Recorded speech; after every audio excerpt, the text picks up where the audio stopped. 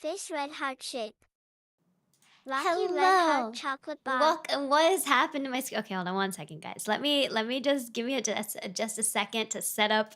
Hold on. What kind of nice room should we have today? This room. I like this room. Okay. Let's make this big. Hi, Ro. And Hi, Dino. I worked really hard to Konnichiwa. make this morning. Konnichiwa. Teacher Konnichiwa. Roro, today I see Roro. Yes, hello. I will try my best to teach. I will go through my learn JLPT with me slideshow. Hola.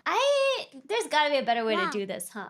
I wish there was like a way to do slideshow mode without like not a call. Konnichiwa No. red heart chocolate bar. How do I start from beginning? No. Presenter view. What's presenter view? Ooh, this is nice. Okay. Let's go with this. Oh, this is so good. Oh, nice. Okay, there's this thing. Nice. Okay. Cool. Okay, one second. I've never done this before. Okay, it has even a timer for me. That's nice. Okay, so I'm gonna do my best to teach you Nihongo. Yeah, because I promised I would do that at some point, and this is me keeping my promise. We'll see how this stream goes. I tried my best to like review stuff and like prepare stuff, but the reality is that I'm not really able to try my best. I'm a cat now. I'm just a cat. I bear no responsibility for anything. I'm just a cat. Give me just a second. Let me fix some stuff really quick. Gato. Where? I like to be prepared. I like to have everything ready, but I will admit that I was not prepared and I was not ready this time. Sorry, I'm late. So I'm sorry. No, there's no such thing. Please don't say that. You're no late. There's no such thing. Akara, hello. Squishka, hello. Teacher Simpy. And what? Sensei chocolate bar. Gato. Skeisha, thank you so much for gifting community subs. I really appreciate it. Thank you. I need an A+. I don't know why this is kind of low quality, but it is what it is. I'm trying to see if I can make it a little bigger. May I excuse myself to the restroom? Yes, you do not need to ask me. I think it's inhumane. I mean, it's hard because you can't trust kids, but like I think it's inhumane to like not let people go to the bathroom when they need to go to the bathroom. So yes, you may excuse yourself. You may freely excuse yourself. And feel free to ask questions in between. I will try my best to answer. And if I can't answer, what I'll do is I'll note it down. I have my notebook next to me. I'll note it down and I can try to answer it next time. Or we can ask a native. I can ask my roommate eventually who's a native speaker. I was asking him questions. As I was making this, I was like, bro, can you check this? Is this right? Poor dude's like trying to do his office work. And I'm like, no, I need you to help me. Although I'm going to take I need you to help me. I don't know anything. Class. I will do my best. Yes. LOL. Yes. So we will. Although I'm gonna take N2, I can't skip any. Oh, Ryan, this is great. Then Ryan, you can help me correct and help teach if I don't remember something. Yeah, Christopher, thank you so much for joining Chocolate Enjoyer. Welcome to membership. I hope you like your chocolate square. Hazel, hello. Cortland, hello. Nordstern, hello. Uhu, hello. Ardeen, hello. Stevo, hello. I'm sorry, by the way, to make you guys wait a bit. I was just trying to get the thing to show before I started the stream, and it wasn't. Yeah. Stevo, hello. Hazel, Nihongo no benkyou wa ganbarimasu. 日本語勉強を頑張ります。はい。Katie, hello. Santa's, hello. Diego, hello. Hola. Katie, I already said hi. Hi, sensei, konnichiwa. Dark Flame, hello. Ayo, hello. How's it going? Boogie, hello. And I think I got everyone. Did I get everyone? And thank you again, Christopher. And thank you again, Squishka, for gifting subs. As you can see from my forehead, I am very intelligent. Yes. Okay, so for today's lesson, it's going to be really a little bit shorter than I wanted to do, but I want to get a sense of what you guys want to learn eventually. We'll talk about that at the end. But for today's lesson, I want to go over some really basic Japanese, mainly like greetings and maybe stuff that you already know, but we'll talk about it with a bit more nuance. Like for example, you might know all the greetings, but we'll talk about some of the more informal greetings, some of the things that you might actually use in your day-to-day life. And then we'll also go over some basic stuff. If you were to travel to Japan, how do you ask for a few basic things? Yes, so intelligent the hair also fell. Yes, so intelligent my hair just Anywho, disappeared, that's burned all off I my can forehead. say in JP for now. Later's RORO, face blue smiling. See you. Okay, so let's start. So introducing me, I'll introduce myself. And then we're going to do basic greetings. I'm going to talk about hiragana, katakana. The thing about hiragana, katakana is that I'm not going to be able to like teach you in a stream. It's something that you kind of have to practice on your own. And this is one of the downsides of language learning. That sometimes language learning is hard. It's not always just fun. It's not always easy. It's not always just a game. And we'll talk more about that. It's not always going to be super exciting, right? Like a lot of language learning is really fun. And for me, it's one of my favorite classes that it's like one of my favorite subjects. I love learning languages, but there's a lot of moments of it that's just not fun. It's not fun. It's hard. Sometimes maybe it'll be fun for you. Some things that might be fun for you are like miserable for other people. But that's one of the realities of language learning. So if you are serious about learning Japanese, I think you should always really, really learn hiragana, katakana. Don't rely on romaji. Don't rely on like Latinization of Japanese. Like Hazel here, try to learn just the basic, at least the basic writing system. It's a little hard. It's a bit of a challenge. You will have to memorize a bit. You will have to practice. And that is really difficult, I know. But that's a part of language learning, right? It's not always going to be easy downhill cycling. It's going to be uphill sometimes, and that's a part of learning. So I'm just gonna put that out there. So after that, we'll also do just some basic vocabulary and grammar, like really basic stuff. We're not gonna go into a lot of detail. It's gonna be a lot of conversation practice with me. It is okay to use the forbidden move if the Japanese start talking fast, like Nihongo wakarimasen desu. Yeah, Nihongo wakarimasen desu. So hard for the next 2 hours. Black fire. So, I mean, this stream will be there, so don't feel like you have to take like too many notes, right? You can always come and watch the stream again or rewind parts of it. The VOD will be up. For those of you on Twitch, the VOD will be on YouTube. I simul stream on YouTube, so it's automatically saved on YouTube. I don't save on Twitch because it deletes it after like whatever. How much time? 1 month? Also, I don't know. I cannot skip the ad, so I'm gonna just let this ad run. And while this ad runs, I will just introduce myself. You guys already know me. So for those of you on Twitch, I'm sorry. It's just gonna run. Hikari, konnichiwa. Konata wa. Hello. 月曜日が大好き. Nande? Why do you like Mondays, Jury? Is everything okay? Who brainwashed you? Who made you think Mondays are good? I don't like Mondays. I'm lazy. I don't like Mondays, so I have to turn on the air conditioner. It's kind of hot. So I know you guys on Twitch are getting an ad. It says you're gonna get an ad in 10 seconds. I'm sorry, I cannot change it. It doesn't let me change it. So it'll just run a minute and a half, and I'll just introduce myself while it runs.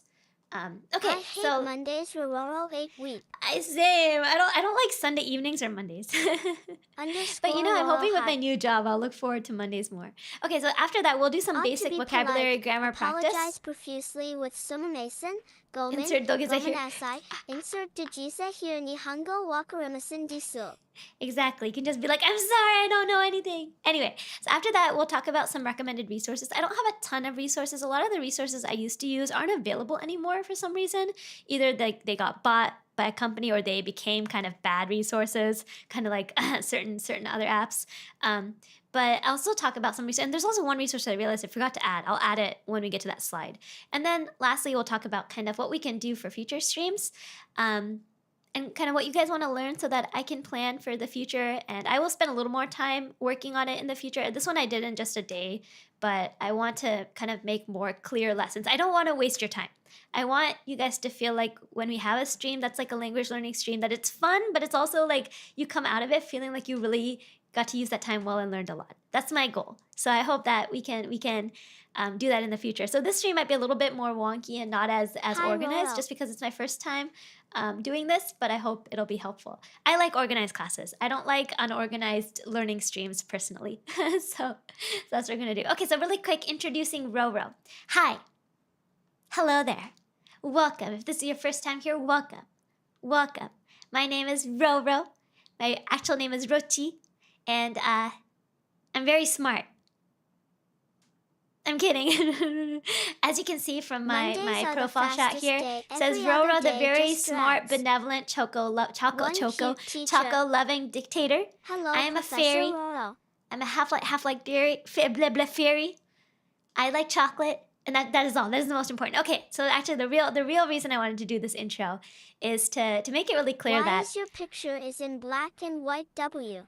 because the Big brain template slide fairy. had people in black and white, and I felt like I RORO needed is to the be in black and smartest white. fairy in the world. Most of the time, _RORO please. Yeah, it had to be in grayscale. RIP grayscale. So for those of you who don't know, or maybe you already know, I live in Japan. I do live here in Japan. I live in Tokyo.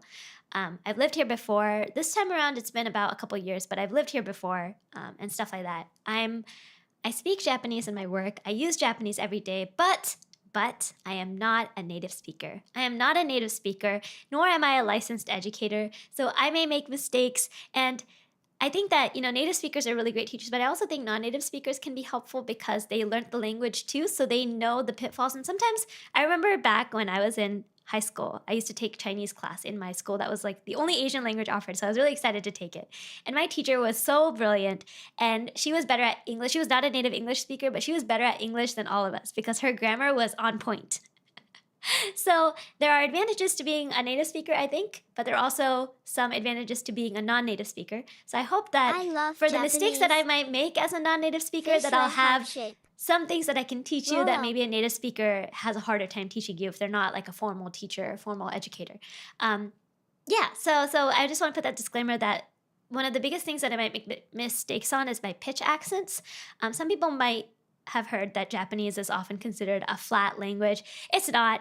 That's a lie. Japanese is not flat. There are pitch accents, and those pitch accents can really affect how native you sound. It won't necessarily affect how someone understands you because most of the time there's enough context where people will know what word you're using or what you're trying to say. But sometimes certain words have different pitch accents even though they're pronounced the same. And so as a non-native speaker, my pitch accents can be kind of off sometimes. I say things kind of funny sometimes. Native speaker can't teach well. Yeah, so there's that challenge. So I will say that, don't use me as maybe like the perfect listening resource. I think you should, look at YouTube videos with native speakers, hear how they say words, and copy what they say. But in exchange, I think that I can help kind of cover at least some of the harder things that maybe native speakers aren't used to teaching because for them it's just what do you call it, like a innate ability. They just know it. Yeah, so that's one of the things. Can I speak Chinese? No, I cannot actually speak Chinese. I just took it in school. In my school they offered German, Spanish, French, sign language, and Chinese, and I tried to learn Chinese. No, I don't speak. I have no family members that speak Chinese either, so I didn't know any. But I've had a lot of fun learning it. My teacher was fantastic. I'm really glad I took it, though. It was hard. But yeah, tenure. All right, well, sure do. Thank you. And thank you so much for the super chat. Thank you so much. We'll put that towards RORO teaching Japanese fun. Okay, so with that said, if I make a mistake or if you know that I made a mistake, please let me know. I don't want to teach wrong. Please correct me. I think that I can also improve. So if you see that I make like a very glaring mistake or something, please feel free to correct me. If you don't, if I know that I made a mistake during a stream, I will correct it the next stream. If I'm not sure about something, I will tell you I'm not sure. So I will not lie to you. I will try not to be like, oh yeah, I know this, but I don't. Okay, so and the last most important thing is that if you feed RORO chocolate, you might get more Nihongo streams. Win-win. Okay, let's move on. Okay, I think people are back from the what do you call it? The ad break. And drink some water. I feel nervous doing this. I feel nervous doing this. And as we progress, I'll try to do more streams that are mostly using Japanese only. Choco Bride. And since this is the first stream, I'm going to use more English. But yeah. How can I give Choco to RORO? Just feed RORO lots of chocolates in chat. Okay, so the first thing I want to teach is basic greetings. So you guys might know a lot of these. You guys might have heard a lot of these. Don't worry, you're doing great. There's some nuances that we can talk about. Thanks. Yeah, of course. Okay, let's do basic greetings. So, this is a lot more blurry than I thought it was going to be. Why is it so blurry? Hold on, let me see if I can do that. Why is it so blurry? That's strange. Is it really blurry for you guys? Huh. Nande? Doshite? I sat too. Let me see. Why is it blurry? Can you guys see it? Is it too blurry? You know what I'll do? I'll zoom in on parts of it. Wait, now go back. Go back. 待って、戻って。Can I... What? Slides. Can I zoom in? Am I allowed to zoom in? More. Okay, No. I'm actually going to bed, so Roro have a wonderful stream. You know what? We're gonna enter full screen and then Jiho and I sat too. I'm gonna make it full Roro, screen. maybe you can turn off TTS for a while. Casual I might will. interrupt you are teaching. Yes, I will turn off TTS. Thanks for reminding me. Hold on one second. I'm gonna make this, because look how small it got. I don't know why. I will make this full screen on my screen over there and then try to make it, bleh. ちょっと待ってね. Sorry, I will keep this in mind for next time. This is my first time doing this. I can slightly see some of them. It's kind of small. So you know what I'll do? I'm gonna do it like this. I'm gonna kind of go through like this. Maybe next time I'm gonna just make a Zoom version. I don't know. I haven't used slides before. I'm used to PowerPoint, but PowerPoint was hard to get it to run. So we'll do it with slides. And I'll figure out how to do Zooms and stuff next time. So let's start from the top left of the screen. So as you guys all know, when it is morning, what do you say? Hold on, let me mute Dino. When it is morning, what do you guys say?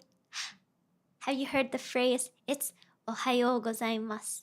Ohayo gozaimasu. That is good morning. Good morning. But there's a casual way of saying it, and that's ohayo.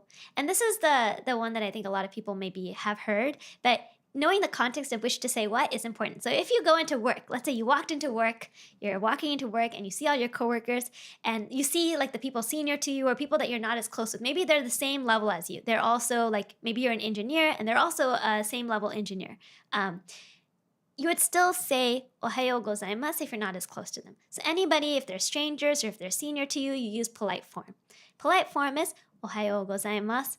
Gokigenyo is a possibility too, but that's more of a that's more for a different context. That's not something you would really say in the morning, right, when you meet someone.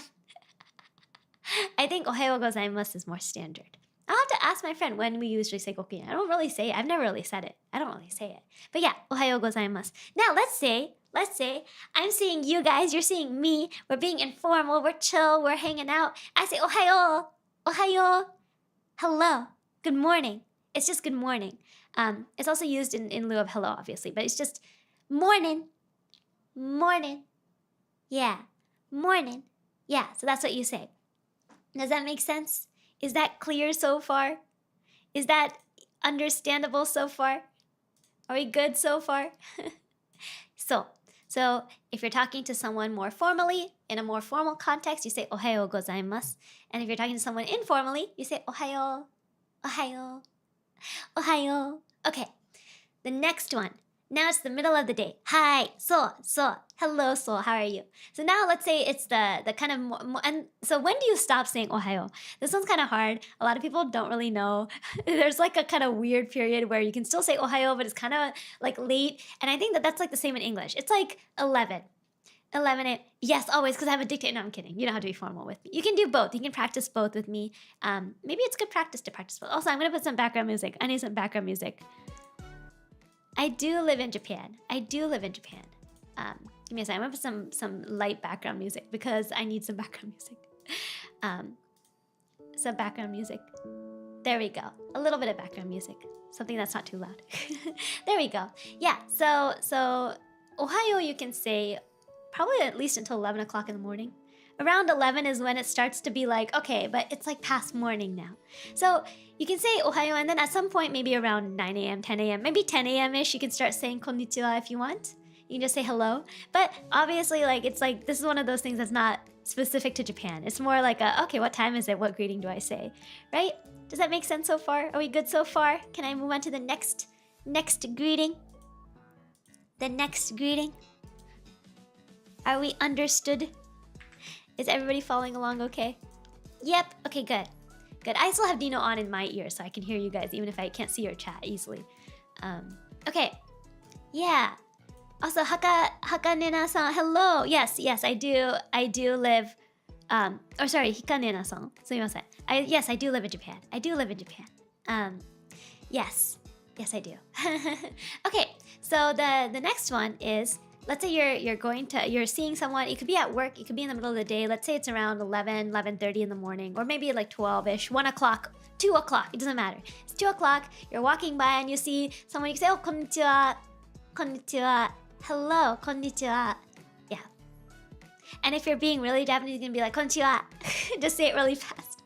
Blur all your words together. But it's konnichiwa, konnichiwa. And the actual characters for konnichiwa is actually today is. That's literally the word is konnichiwa literally is written as today is, but you don't actually write that.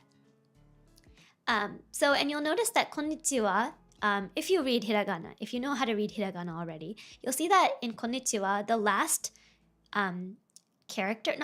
last letter character is actually written with the hiragana for ha, H-A, ha, but it's pronounced wa. In a lot of grammatical contexts, ha is used in lieu of wa. It's used as wa. So just keep that in mind. That's not something super important right away. It's something you'll learn more as you see it more. But a lot of people will look at it. Actually, it's konnichiwa. Hold on. Konnichiwa. It's this. It's konnichiwa. Hold on. Let me see if I can type it really quick. I need to pull out my YouTube really quick. Give me 1 second. So for those of you who want to see it, so it's a double N. It's konnichiwa. Konnichiwa. So actually it's written like this. Can you see it on the screen? At the bottom left, you see my little dragon saying it, konnichiwa. So it's actually written like this. Jin-san, ohayo. Ohayo. Ohayo, もう昼じゃないんですかね。こんにちはじゃないんですかね。おはよう。おはよう。今日日本語を教えようと頑張ってるんですが、私日本語母語じゃないから大丈夫かな？大丈夫かな？ So this is こんにちは. Does this make sense? So I will fix it here too. こんにちは. So this is how it's actually written. It's not 今日. You can read it as 今日は if you're reading it in a sentence in kanji, but actually in a greeting it's written in hiragana only, and it's pronounced as こんにちは. So 書き忘れちゃう. Yeah, a lot of people forget to write the in こんにちは, but that is important. So yes, there's different way to pronounce the same words in Japanese, but for now don't worry as much about the 今日は or こんにちは written in kanji.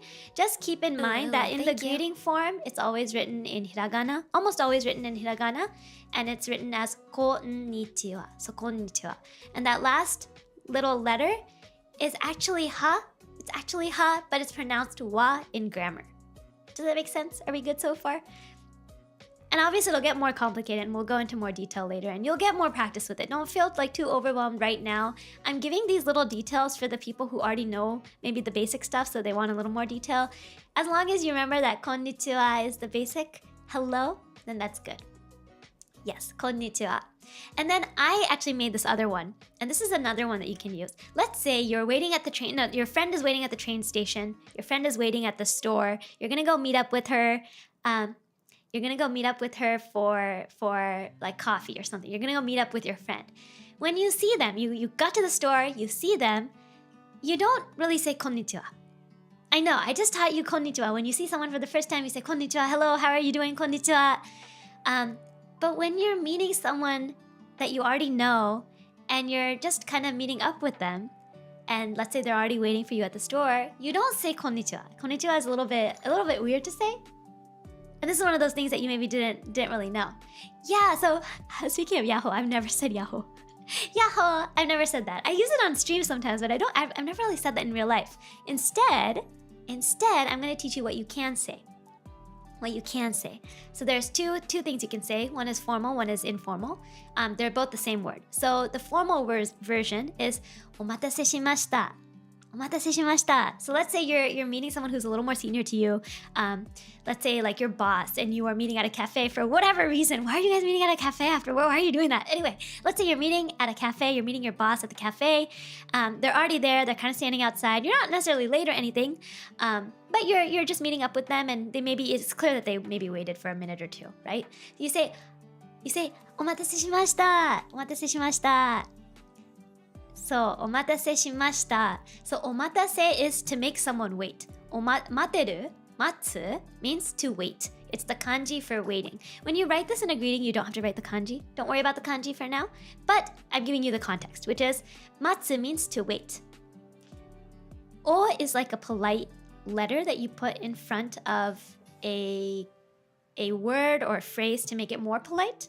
So you can just say 待たせしました. You can just say 待たせしました. But if you say お待たせしました, it's more formal. So you can say お待たせしました. Oh, I made you wait. Oh, thanks. Hey, how are you? Thanks for waiting. That's how you say it.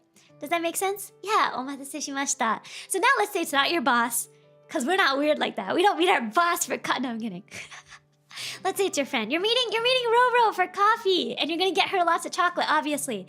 So Roro's waiting at the store, and instead you can say お待たせ, お待たせ. I made you wait. お待たせ.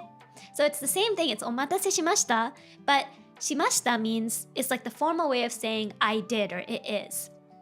So instead of saying that, you're just saying wait. I made you wait. Does that make sense? So お待たせ is the informal version. So that's what you would say to a friend. So don't say お待たせ to your boss. Don't say お待たせ to a coworker you're not close with. It's informal. And in Japanese, formal and informal is pretty important. Yeah, if you arrive first, usually they'll say it first. And if they say お待たせ, you can just say, oh, yeah, こんにちは. Yeah, you can just say that. You don't even have to like respond to it. You can just say こんにちは. At that point, you can say こんにちは if you want. Yeah, so it's more contextual.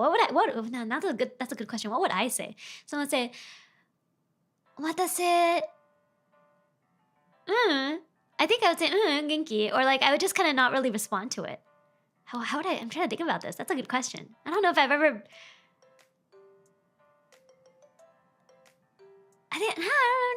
Do I say こんにちは? I think I say こんにちは in response sometimes. Say こんにちは. No, I don't even say こんにちは. I think I just say I think I just ask them something in context, like 電車大丈夫だったの? とか、楽しみにしてる? 食べよう? とか.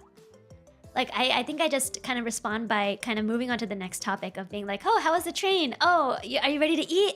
I'm excited to eat. How are you doing? I'm not always late. I'm usually the one that's already waiting, but a lot of the people that we meet up, we speak in English, I think. So I don't know if I've ever... I'm trying to think. Have I met up with a friend in Japanese where I'm late? Not really. Yeah, but I wanted to teach this because the omatase is pretty important. I think that if you, in the context of you saying to someone, omatase is pretty important instead of saying konnichiwa.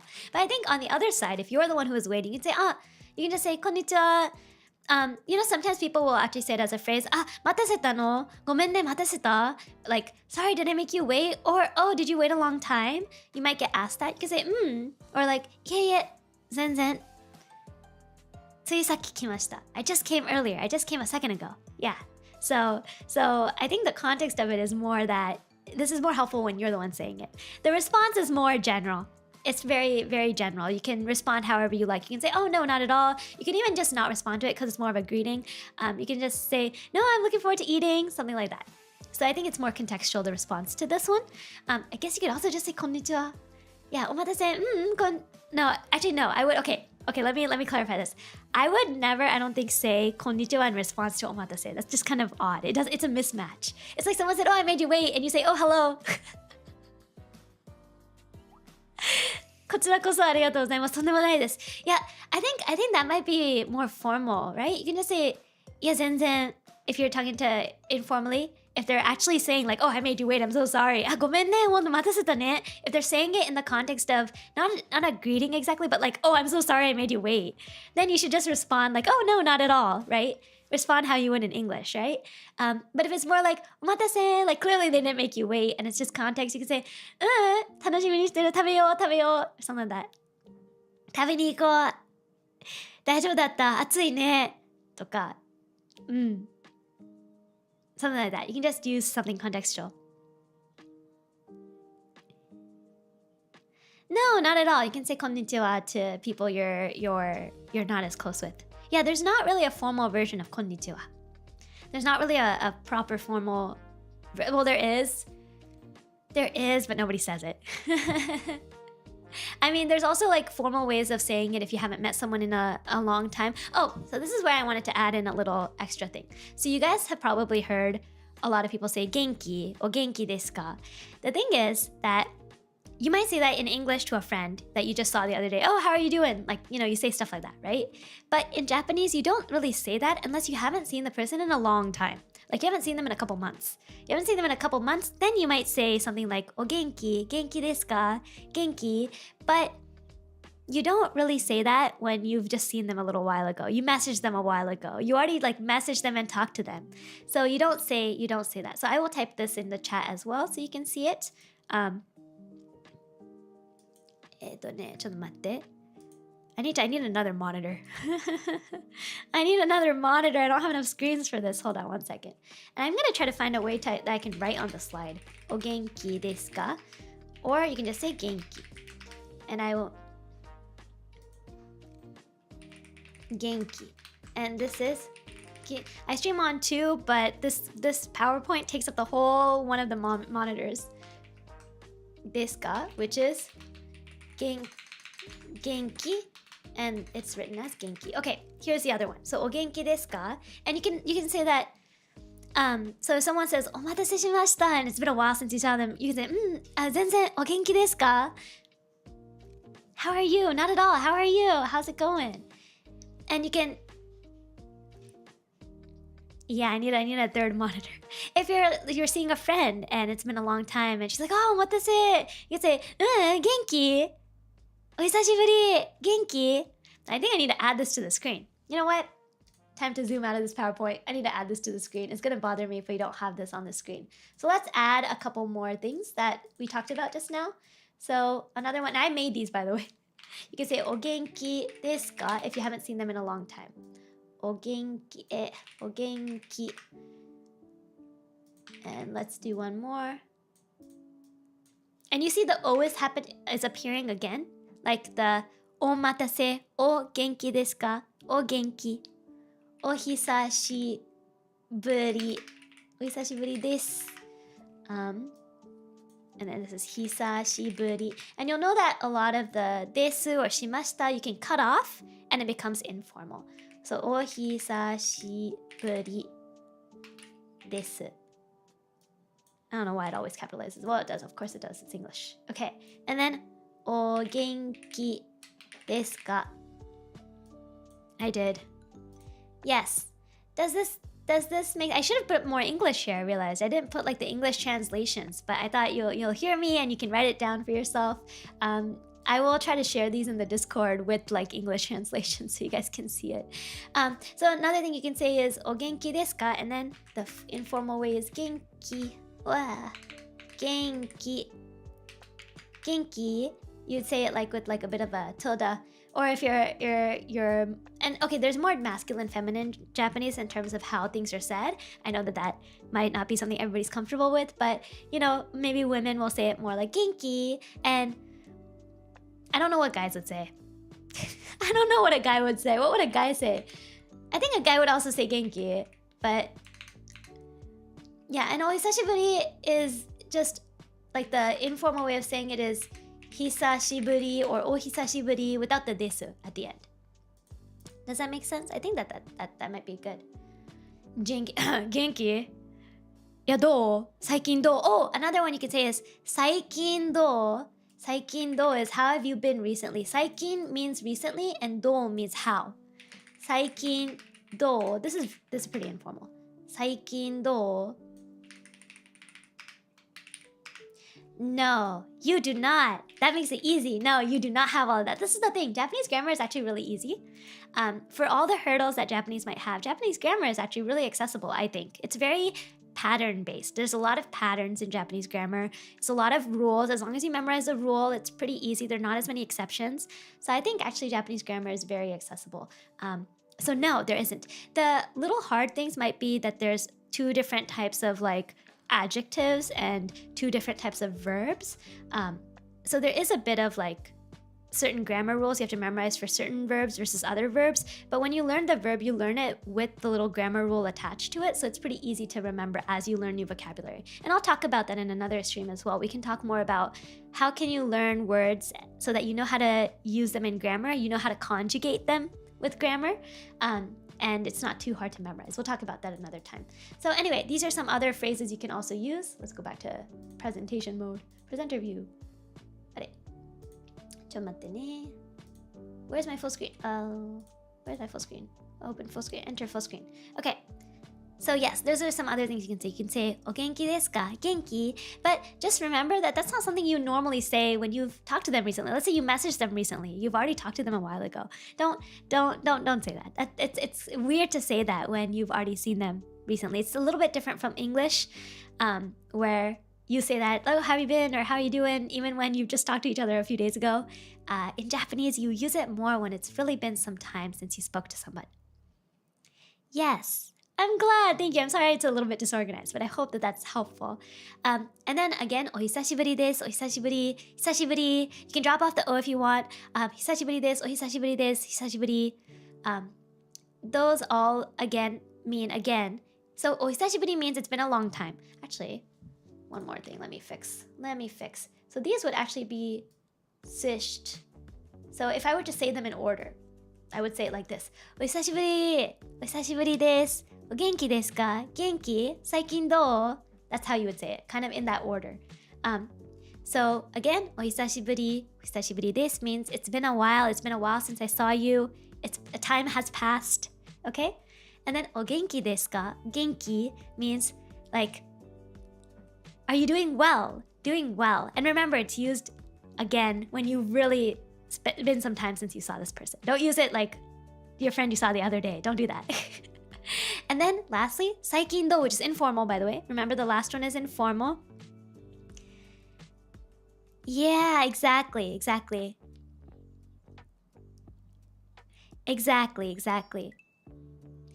Yeah, you use genki. Yeah, if someone's been under the weather, it can also just be like you haven't seen them in a while, right? So you're just like, oh, have you been well? Like, have you been doing well? Are you doing good?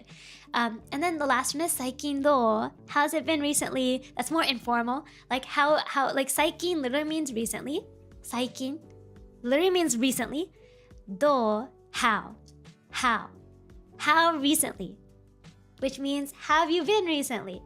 Does that make sense? Those are some important phrases. Presenter view. Let's go back to presenter view. And I keep switching pages. Yes, I took the images from Genki and they already had these chat bubbles, but then I switched some stuff up. You can see some of it is my own writing, like this one and this one, because I wanted to share some more like nuances. 節月坂さん、こんにちは。こんにちは。節月坂さんもなんか私ミスしたら教えてくださいね。なんかですね、さっき質問がありましたよ。なんかこっちの方がお店で待ってて友達が来て、まあなんか遅れてないけど友達がお待たせって言って、こっちの返事は何ですか？こっちから返事するのは何ですか？そっちからお待たせって言われたら、って言うけど、本当に待ってないし、でもう、遅れてないし、約束の時間遅れてないときは何て言うんですか？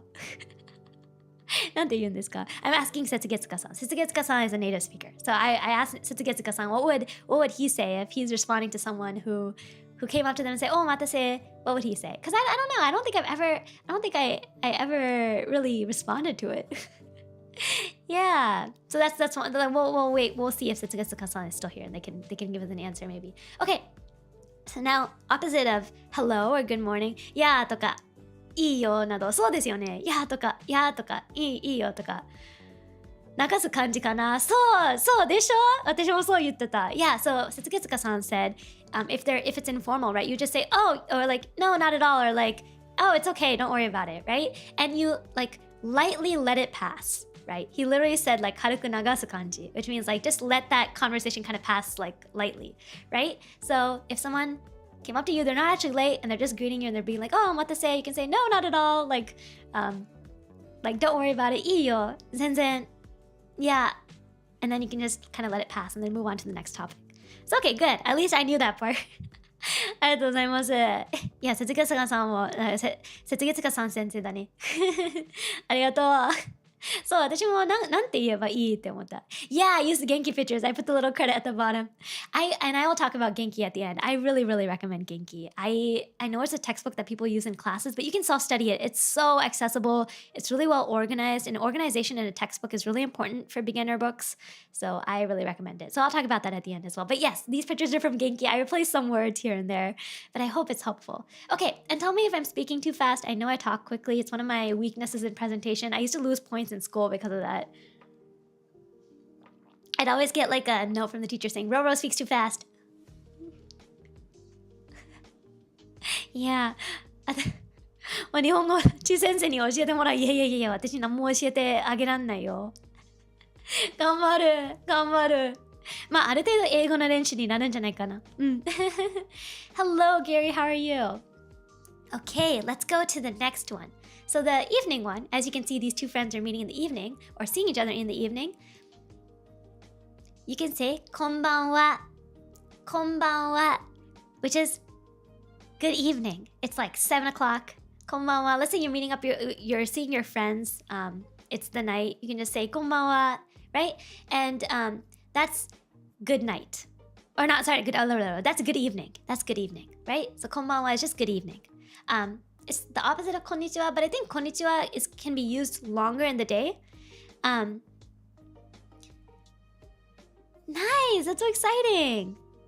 Yeah, getting ready to go to Japan, that's exciting. So, konbanwa can be used kind of in a smaller period of the day, I guess, right? Because it's evening is just such a smaller period of the day. So I think you can say konnichiwa for most of the day, honestly. And then konbanwa you can say maybe when it's like 6, 7, 8, 9. That's good evening. Yes, so now let's say in that same context, you met up with this friend, you had drinks, you ate food together, and you have to leave, right? You can say bye-bye, right? You can say bye-bye if it's informal, right? Bye-bye is pretty informal. Sometimes, depending on your relationship with your coworkers, you guys might speak a little more informally. You might say bye-bye, for example. But another informal phrase you can say is じゃあまたね, じゃあまた, which is like, see ya another time, right? じゃあ means, and like じゃあ is like, okay, well, and then また is again, right? So it literally means like, okay, I'll see you another time. Okay, bye. So that's another thing you can say, right? You can say bye-bye or じゃあまたね. That's another thing you can say. That's specifically for when you're leaving someone. So it's not necessarily evening, but it's something that you might use a lot in the evening, which is that when you're heading out for the day, you can say じゃあね or じゃあまたね or bye-bye, right? Does that make sense? So there isn't really a clear greeting that I know of or that I've used in my life that's kind of like in between konbanwa and just saying bye. Oh, wait, I should add this to the screen. Okay, I was trying to think about what I would say if I was in a business setting. Okay, let me add one more. So more formal would be ではまた今度. ではまた今度. ここはですねとか書かないよね。ではまた今度. And sorry if I'm adding, I know I'm adding a few things here and there, but I suddenly think of things as I'm talking. And I want to make sure they're on the screen. ではまた今度. So this is the formal version of じゃあまた, but it's a little bit more formal. It's something that you might use in a work context. So this is when you're leaving, right? This is when you're leaving. So when you're leaving from like a work event, お疲れ様です。そうですよね。まあそれは大事。それも教えよう。There's a few other ones. There's so many little greetings that are kind of useful in Japanese. お疲れ様です。そうだね。私たち結構お疲れとか言うよね。お疲れ様です。お疲れ様です。There we go. Okay, so this is another one, and we'll talk about this one too. Let me separate this, because you know what? It's kind of different. They're not really related. This is more related to these. So let's keep these together. もう少しなんかちょっと合わせて書こう. Yeah, I don't want to confuse you guys. And we'll go through these again one more time before we switch slides, so don't feel worried if you're a little confused.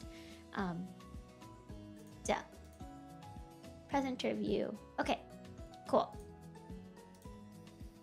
screen. Thank you. There we go. Okay.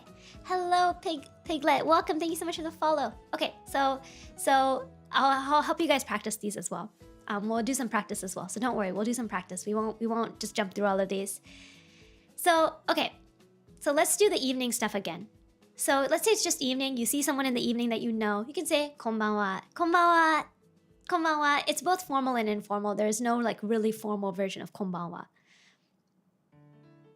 Does that make sense? Is the konbanwa okay? Is the good evening okay? So remember, hello or good day is konnichiwa, and good evening is konbanwa, right?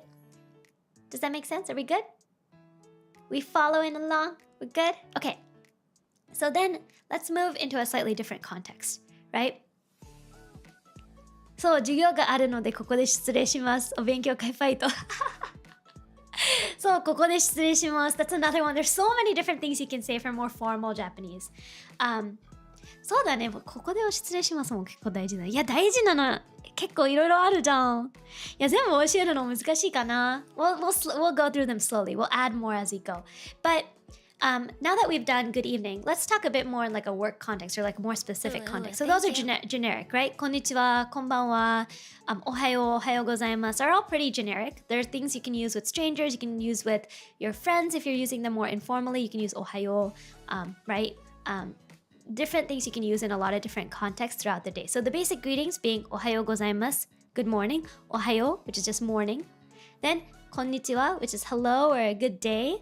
And then konbanwa, which is good evening, right? So those are like the three with, informal main kind of greetings that I think it's important to know. Then we learned that there's like this other extra one, which is let's say you're waiting and someone goes up, your friend comes up to meet you, they'll probably say omatase if there's someone more senior to you or you're more senior to them and you're more distanced from them, you have a little bit more of kyorika, right? Distance between you and them in your relationship because they're not as close to you or they're more senior to you or it's a more business context. They would say omatase shimashita, or you might say if you're meeting them, omatase shimashita. So that's another one we learned. Now, the last one we've learned so far is, let's say you're done seeing your friend, you're about to head out and you're like, okay, I gotta go. You can say, じゃあまたね. You're separating, you're saying, じゃあまたね. じゃあまた今度, right? That's another thing you can say, and that's more informal. But now let's say that actually you just had drinks with your boss and you have to leave. You have to head out. You're headed out. You can say, let's say you're all leaving kind of together. You're all kind of breaking up together. You're separating together. You can say separating together because that makes a lot of sense. You can say ではまた今度, or you can say ここで失礼します if you're the only one heading out. So if you're heading out, everybody else is maybe staying or they're like kind of gonna stay together a bit. Yeah. So if they're staying together, like maybe they're going on to their next like what is it, party, or they're going to the next place to get drinks, and you kind of have to head home. You're like tired. It's late for you.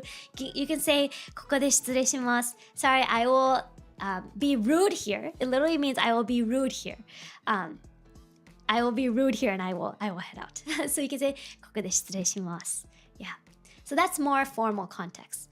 And then the other big one that you might already know, and you guys hear me say it at the end of stream, and this one is really important, and I think it's really useful, is お疲れ様でした. お疲れ. You can use this with your friends too when you're breaking apart. Like you're headed out, you're leaving for the evening. You can also use that instead. You can say お疲れ様でした when you're just kind of separating. You're done with the day. You guys all had a day. Even if you didn't spend the whole day together, you all met up for drinks at the end of the day.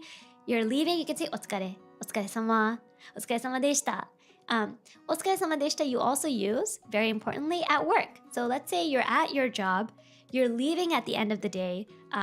You didn't necessarily go out for drinks or happy hour or anything. You're just done with your job for the day. It's like 5 p.m. You're headed home. You can say お疲れ様でした. You can just say that and head out. So that's another way. お疲れ様でした. お疲れ is a really good word for a lot of different contexts.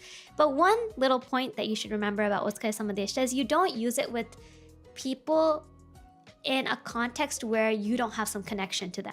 So for example, let's say you're in an interview and you finish up the interview with these people that you're interviewing with. You're the person who's being interviewed, right? You're applying for a job like I did at some point. At the end of that interview, you would not say お疲れ様でした because you don't really have a connection with these people. Does that make sense? That's a little bit of important point, is that knowing when to use お疲れ様でした、it might be used for you in a more professional context. It might be used for you in a more professional context. For example, if you go to the hairdresser, if you go to get your hair cut, sometimes they'll wash your hair and they'll say お疲れ様でした. And it's used in a lot of contexts where maybe you went through something or you did something or you were busy in a certain context. So there's a lot of different contexts you can use お疲れ様でした. So it's a very complicated word, but the most simple context that you can remember is one, when you're headed home from work, you can say お疲れ様でした. Or with your friends, you can say, if you're someone closer to, who you're closer to at work, you can say お疲れ. If you're having drinks and you're done for the day and you're all headed home, you can say お疲れ様でした, お疲れ. That's another one you can use. And you might hear it used with you in a lot of contexts, but you do not need to say it back. And this is one of those contexts where, for example, you're getting your hair cut. You get your hair cut, they wash your hair, the person who cut your hair, washed your hair, will say お疲れ様でした. You do not need to say it back. Don't say it back. Yeah, I mean, I know you might want to. I know sometimes I want to because in my mind I'm like, I didn't do anything. You're the one who did all the cutting and the work. I'm just sitting here. But you don't say it back. You just kind of like let it pass. Does that make sense? I know we jumped around a bit because I suddenly remembered a lot of these different little greetings that are important that I hadn't thought about when I was making this. But I hope that makes sense. Are there any questions? I know we covered a lot in the top half of the page. We'll cover the bottom half of the page in a second. But does the top half stuff make sense? Do you guys have any questions? Like I said, I know I jumped a lot. Do you want to clarify anything? Is there anything you're not sure about? You're like, oh, I'm confused. I got these confused. I can clarify, so let me know. In the meantime, let me read comments. こんにちは、突然だからちょっと考えてみてほしい。と平等であるか非か。いや、なんていう、みんな同じって思いたいけど、さすがに社会でなんか立場っていう言葉もあるんじゃないんですかね。最悪だけど、私立場とかどうでもいいと思うけど、あるんじゃないんですかね。生きていくには、社会に参加していくには考えないといけないことじゃないかなって思う。自分でもめんどくさいって思ってもね。うん。難しい質問は聞きますね。Yeah, you can say お久しぶりです。お元気ですか？お久しぶりです。I think a really professional one would be お久しぶりです。お久しぶりです。Yeah, that's a really, really basic one that it's been a while since you saw your boss, right, Gary? It's been a while since you saw your boss. You arrived in Japan. You see him and you say, お久しぶりです。お久しぶりです。Yeah, that's enough. You don't even need to say like お元気ですか? You can, but I think just saying お久しぶりです is just really like very polite and very like clear. Yeah. I think the really, really, really, really polite one is なんていうご無沙汰しております。But I think that one might be really heavy and I don't know. Let me, you know what? I need to check this one. Hold on. ご無沙汰しております. It's like really, really, really formal. Yeah, so I can write this on the screen if you want for you. I think お久しぶりです is a really good one. Yeah, and I think if he's picking up from the airport, I'm assuming that there's a little bit of a connection between you guys where ご無沙汰しております might be a little bit heavy. It's really formal, it's really, really polite, but it's a little bit heavy. You can say it if you want, but I think it might be heavy. I'll write it in the chat for you. Hold on, where is it? 私もあんま使ったことないかも。ご無沙汰しておりますって。ちょっと重いね。重いね。I don't think you would use it the most. また今度? So また今度 you would use with your friends, right? So you saw your friends, you guys had food together, you're close, right? You're friends, you speak informally, and you are headed out, you would say じゃあまた今度、じゃあまたね. If you're asking about the では, oh sorry, you asked about the ではまた今度. I think that one is okay with coworkers. You can use it when all of you are about to leave for the evening. So let's say you guys went to a couple bars, you had drinks, now everybody's headed home. You can say, ではまた今度、ではまた明日. Like また明日 means また tomorrow. 明日 means tomorrow. また今度 means next time. So it's kind of more like you might not know when you see them again. But if you're going to see them at work the next day, let's say it's a Thursday evening, you can say, ではまた明日. Well then, I'll see you tomorrow. You can also say like mata asatte. Well, I don't know. Nobody really says mata asatte. No, I think just mata ashita. And if it's not tomorrow, just say mata kondo. Dewa mata kondo. Dewa mata ashita. And if it's like, let's say people that you're more, yeah, tomorrow is ashita. Ashita is tomorrow. Tomorrow is ashita. Ashita. I think Santa's, especially if you're in a context where, let's say you're meeting a few people that you meet pretty regularly, maybe, or you meet them often enough, maybe they're from another team at work that you don't really see every day. You don't see them every day, but you do see them in the office often enough. You can use dewa mata kondo. That's a good one for when you see them, but you're not maybe super close. You're not going to see them very often. I think dewa mata kondo is a good one. If it's your coworkers, you can just be like, oh, dewa mata ashita, because you're probably going to see them tomorrow again. That's another one. So dewa is like the same as ja. It's the same as ja. Like ja or dewa they're the same, but dewa is more polite and ja is more informal. And you can say ja mata kondo or ja mata ne. So there's a lot of mix and matching you can do in Japanese, but certain words are slightly more formal than others. And when you put a lot of formal words kind of together, it becomes more and more formal. But if you put too many formal words together, it can become sarcastic. So be careful. Don't put too many formal words together. In these contexts, they're greetings, so it doesn't matter. But if you're saying sentences, there's a lot of different keigo that you might learn as you get more advanced in Japanese. It's more formal Japanese you would use in a business setting. Those kinds of words, if you put too many together, it can start to sound like you're being sarcastic. Like, oh, I have been in your wondrous care for so many ages, blah, blah. It just starts to sound really sarcastic. So that's not something you have to worry about here. But in this context, you can just think mix and matching is okay to think about maybe your relationship with the people. So in Japanese, and I think maybe in a lot of other Asian languages as well, the relationship you have with the person you're speaking to dictates how you use your words, and that's really important. And I think it's the same in English, but in English, we don't have as many set phrases. In English, I think it's more the tone you use or the way you write and the word choice that makes a bit of a difference, more so than Japanese, where the grammar choice makes a difference. Yeah, does that answer your question? So for your specific question of dewa mata kondo, I would say you would use it with a group of people that are in a more professional setting. Thank you. In a slightly more formal setting is when you would use dewa mata kondo. Yeah. I hope that's helpful. Rensky, thank you so much for the follow. Yeah, so Gary, sorry, going back to your thing. So like I said, you can say, oh, hisashiburi desu. I think is a really good one since you seem to be a little bit closer to your boss. But if you were to be super formal, I think gobusata shite orimasu is like the really formal one. So I will type it here in both the YouTube and the Twitch chat, but gobusata shite orimasu is very formal. It's very formal.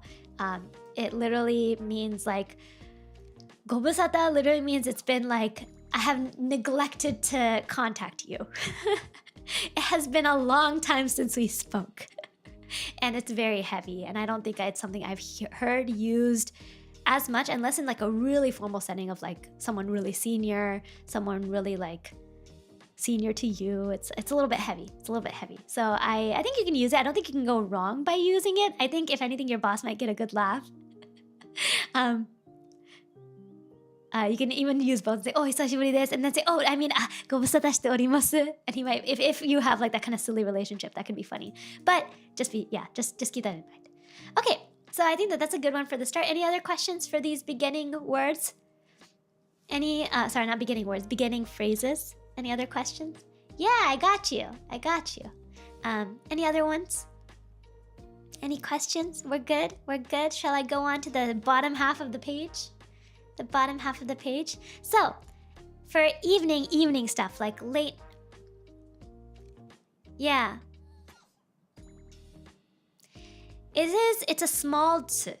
Yeah, we'll talk about that in a second. That's a good question. And we can do ad hoc questions at the end as well. So I can talk about that too, Rensky. Yeah. So we'll talk about that when we get to the kata. There's a page where we'll talk about hiragana, katakana in just a second. So hold on to your question for just a little bit, and we'll talk about the tsu and the pronunciation of tsu in just a second. Okay. So the evening ones, the kind of, well, some of the other important ones that you should know is in the evening when you're about to head to bed, you might say this to, if you have a host family member, right? Let's say you're staying with a host family, and your host mom or dad is wishing you, or your host elder sibling is wishing you good night. They might say oyasumi oyasumi, and you might instead say oyasumi nasai, because they're the same meaning, obviously. Oyasumi nasai and oyasumi are the same, but oyasumi nasai is the formal version and oyasumi is informal. So there's nothing wrong with using the formal version to someone junior to you. It's like a very like parently thing to do, like a motherly or fatherly thing to say, like oyasumi nasai. So sometimes, even though a lot of families in Japan might speak informally among their own family members, like you might speak informally to your mom or dad, they might speak informally to you, even though they're older than you. You might be speaking informally to them. That's more contextual based on people's family relationships. But sometimes people will still say oyasumi nasai, which is more like polite and more like clear version of saying good night. Does that make sense? So oyasumi nasai is good night, good evening. You might say that to someone who's older. You should say it politely to someone who's older than you, right? So to a host parent or an older host sibling, you would say oyasumi nasai, oyasumi nasai. You can even add a little phrase in front of it, which is to say, I will go to bed now. Dewa neni ikimasu. And here you hear the dewa again. Dewa neni ikimasu. Yeah, I'm gonna go sleep. Ne means sleep. Ni is the particle for to. Ne ni ikimasu. Iku means to go. So ikimasu. Neni ikimasu. Dewa neni ikimasu. No worries, Hazel. Have a good rest of your evening. Or sorry, good rest of your class. And yeah, no worries. Catch the VOD when you can. Have a good one. Have a good one. Bye.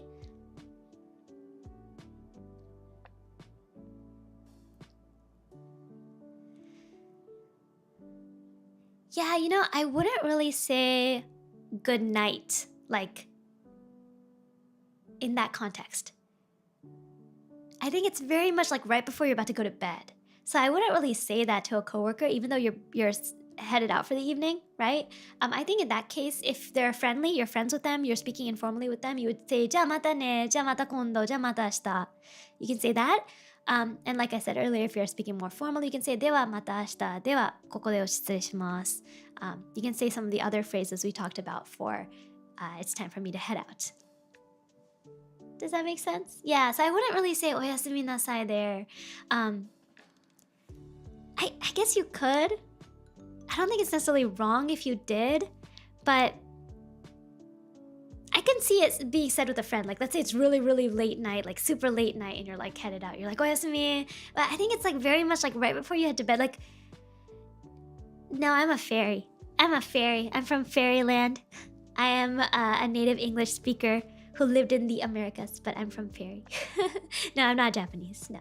But I live here. I've lived here for a long time. Well, not a long time this time around. I've lived here for a while.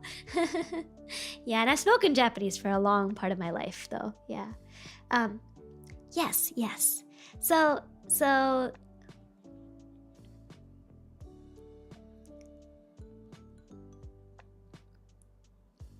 Yeah, you wouldn't. You would say like.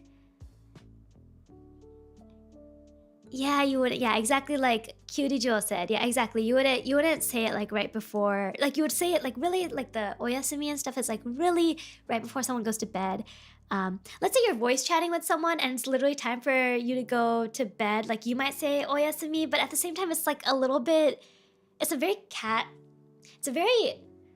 I don't want to say it's an intimate thing. It's not really. It's more like a very familial, very like the people you live with, the people that you're seeing right before you go to sleep, like literally right before you hit the bed.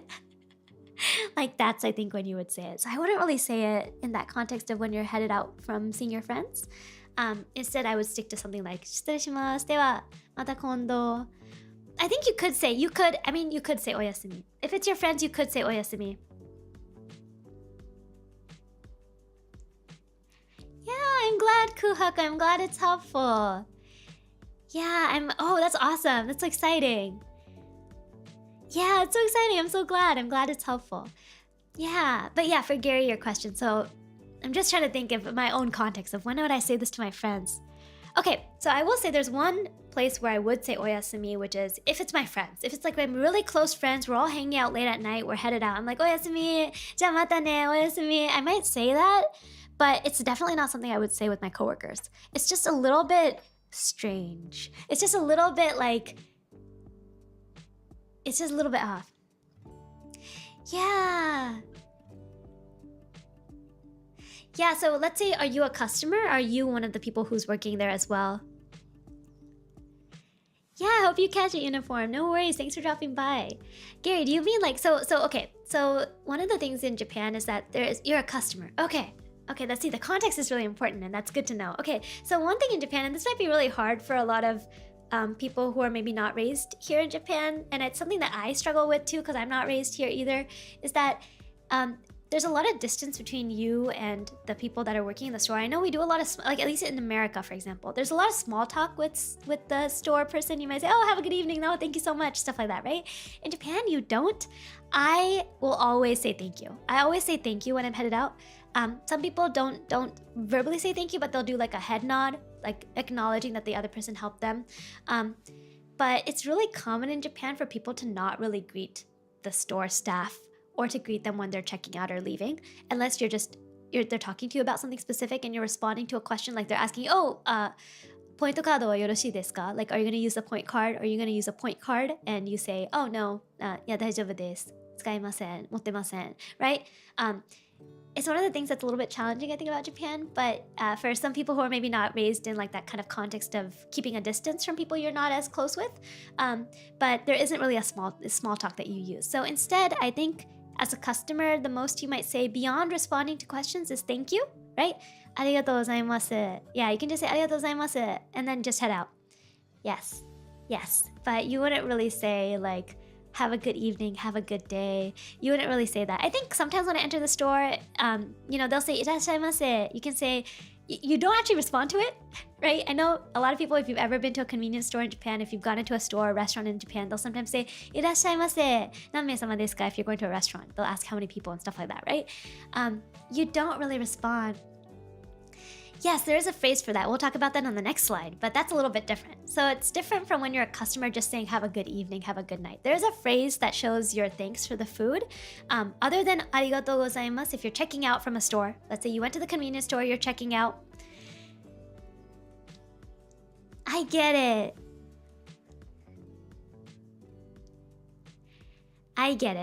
I totally understand that there's a bit of a distance. I totally get it. I'm the same. I tend to be like, I do a little bit of small talk. I try not to do too much because I know they're busy. I don't want to bother them. But, I try to be nice. But I think it's not about being rude or not polite in Japan. It's something like that. It's just more of not bothering someone when they're busy, and also not bothering someone who's just kind of living their day, So there's less small talk in Japan because it's considered like... I think it's considered a little bit more abrasive almost, right? Because it's a little bit more distant. Yeah, tadaima modorimashita. Okaeri nasai. Okaeri nasai. So yeah, that's one thing to keep in mind. Yeah, so it can feel a little awkward. I think if you want to, you can say konnichiwa if you want. Exactly. Not in a rude way. And at the same time, I think it is okay. And some people might disagree with me on this, but I think it's okay to be a little bit of yourself when it comes to being, if you're a foreigner, it's okay to be a little bit of yourself. I think it's okay to also learn to like step back and not use as much small talk. I know I can ramble when I'm nervous, for example. So I ramble when I'm nervous a little bit sometimes. Something that I've tried to teach myself to not to do, just professionally, because it's not good in work either. But sometimes in a store, if I see someone and they very clearly are saying hi to me or something, I say konnichiwa.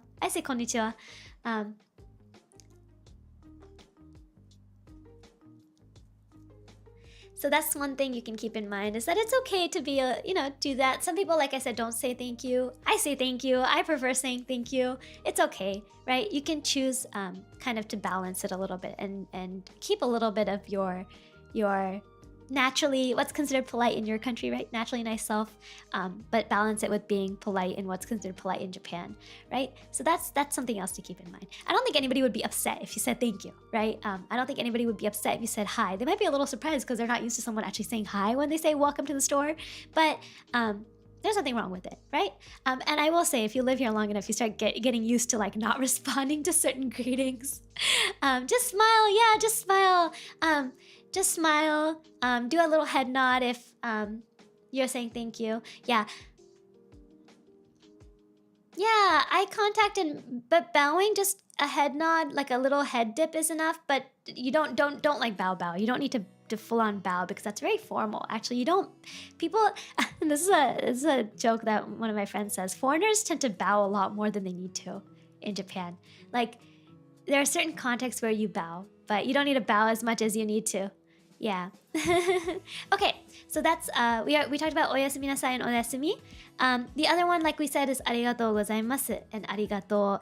Arigato is what you would say to friends. Some people, and this is one of the things I want to talk about nuance. And again, I know I'm going into a lot more detail than maybe all of you need. This is for people who want to know a little more cultural context and things like that. In a store, the customer is usually considered, and again, I'm going to use this vocabulary loosely, but above, right? In a social position, the customer is considered above to the staff in the store. Not that I'm saying go be mean or something like that, right? Don't be mean. I'm not trying to say it to be mean, but it's in the context of you are technically like in a higher position from the store staff. So technically, it's not wrong if you just say arigato to staff, to store staff. But I'm super against that. I like being polite. I say arigatou gozaimasu to store staff, to waiters and waitresses. I say thank you to the convenience store. I say thank you like the full phrase, which is the polite form of arigatou gozaimasu. Technically, you can say arigato, and you might see if, for example, it's a grandma who's the customer and the store staff is very young, you might see the grandma being informal because that's like a very grandmotherly thing or a grandfatherly thing, an elder person's thing to do, to be more informal because they are very much older. So there's like these weird contexts like that. But I would say just to be on the safe side, it's better to just use the formal version unless you're talking to a friend, someone you very clearly can be informal with. I would stick with the polite form, which is arigatou gozaimasu. Yes.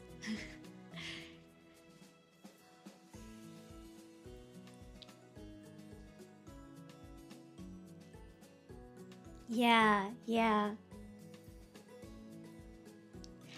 Yes, that's a good question. No, there's no worries.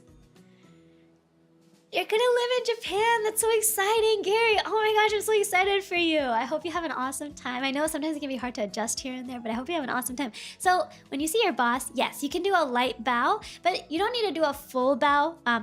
How would I describe a light bow? Like literally watch my face. Ready? Like this much. Like not even that much. That's a little too much. Like about this much, right? You could say, "Ohisashiburi desu." Like clearly your head should go down and your eyes should go down a little bit, but don't go like flat. Don't do the 45 degree. Don't even do like a 30 degree. I think I think like a dip, like this kind of RORO dip. This RORO dip is like very Nihon. 私これやるとすごいなんか普通. Yeah. So watch. I'll do it for you now. お久しぶりです。お久しぶりです。Does that make sense, Gary? Can you say お久しぶりです。ごきげんよう。久しぶりです。Like that. Got it? Don't do 45 degrees. Don't do 90 degrees. 90 degrees is very like you're apologizing. You're in front of a press conference and you effed up royally. Your company's on the line. You do a 90 degree. Yes, 10 to 20 degrees is okay. Anything more than I would say 20 degrees is starting to get really formal. Every degree... Oh, if any of you watched K-pop Demon Hunters, there was this scene... Oh, I don't want to... it's not a spoiler, but there's a scene where the two groups bow on stage and you see that their bow gets lower and lower. That's because it's more formal and more formal. It's the same, I think, and I'm guessing it's the same in Korean culture. If you guys, any of you are very familiar with Korean culture, can tell me. But I'm guessing it's the same in Korean culture from what my friends have told me. So that's something to keep in mind. Dogeza, when you get onto the floor, don't do that. That's very dramatic. Don't do that. It is the same flame. Okay, good, perfect. So yes. So in Japanese, as you do more of your head nod, like a quick head bob is very like formal enough, casual. It's like good enough. And then as you start to do more, it becomes very formal. So with your boss, you would do a bit more than just a head bob, like a super quick, like that would be too informal. So you do a little bit more, like a little bit more. Hi, Noravos. Hello, Gail. How are you guys doing? pat pats, roro. Okay, so that's the context for that. Okay, the last thing I want to show on this page. Let me move my face, my big head, my wings. I love my wings and horn, but they take up so much space sometimes, guys. And I know I can remove them. I know I can hide them, but I still have them. I can hide my wings and my horn, but am I roro without my wings and my horn? Hold on, give me a second. Okay. Okay. Now I will move here. Okay, so the last one that you should know, and this one is really good for a lot of different contexts, so I'll talk about the few different contexts for this one. But it's the phrase sumimasen, sumimasen. You might hear it as sumimasen, like suimasen, but it's actually sumimasen, sumimasen, right? It can be used in a lot of different contexts. So let's say you bumped into someone. You're standing in the store. You're looking at some goods in the store. You're at a shop. You accidentally bump into someone a little bit. You didn't bump into them really hard. You would just say sumimasen, sumimasen. Thank you. Does that make sense? Sumimasen. And they might respond, iie, daijoubu desu. Iie, daijoubu desu. And that's iie is the formal way of saying no. No. Iie, daijoubu desu. So you would say sumimasen, they would say iie daijoubu desu or iie, right? If you are bumped into, someone bumps into you and they might say sumimasen, you can say iie daijoubu desu. You can respond. Oh, I'm sorry, Norobos, that's awful. Oh, I hope you get some time to remember them, and I hope everything's okay. I don't really have good words for what to say, but I hope you're doing okay. I hope you do okay soon. Yeah. Hang in there. Hang in there. I'm wishing you well. So, sumimasen, that's another one. So I will add a couple to this sheet because there's actually a couple more that I want to teach here. There's a couple more that is important. Sumimasen is really good. It's a good generic one. Gomen nasai. Gomen nasai. Gomen nasai. This is another one that's good to know. But you would use this. Let's say some little kid, you bump into a tiny little kid, like you're walking and you accidentally slightly bump into a little tiny kid. You could say, gomen nasai, gomen nasai. Sumimasen might be a little bit too formal for a little child, but you would say gomen nasai. Now, if you're talking about your friend and you accidentally, like you're walking together and you accidentally bump into them a little bit, you can say, gomen, gomen, gomen ne, gomen. You could also do like gomen, gomen ne. Ne is like a little particle you can use to soften a sentence. Gomen, gomen, blah, blah, gomen ne. And let's make this a little bigger. Gomen. And then gomen ne. Yeah, excuse me and my bad. But I will say gomen nasai is a little bit more formal than my bad. It's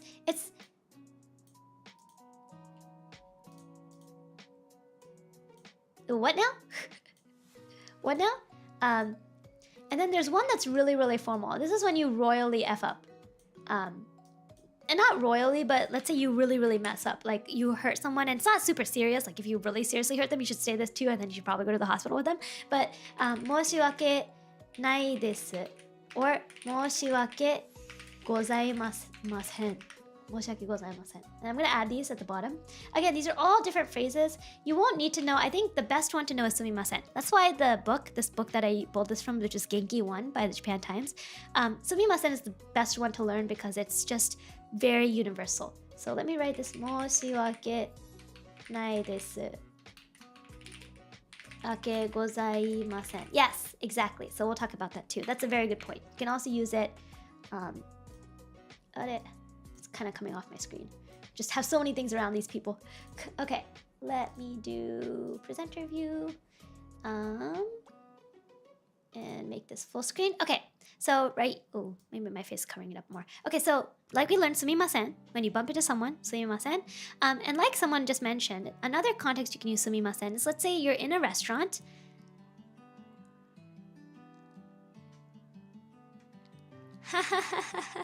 Anki is good though. We'll talk about Anki at the end too. That's another one. Okay, so sumimasen you can also use in a restaurant. So I know this is not maybe common in a lot of restaurants in other countries. I'm not sure about other countries especially, but at least in America, it's considered rude to try to get the waiter's attention. Sometimes you just try to make eye contact and they kind of see that you're waiting for them and they come over.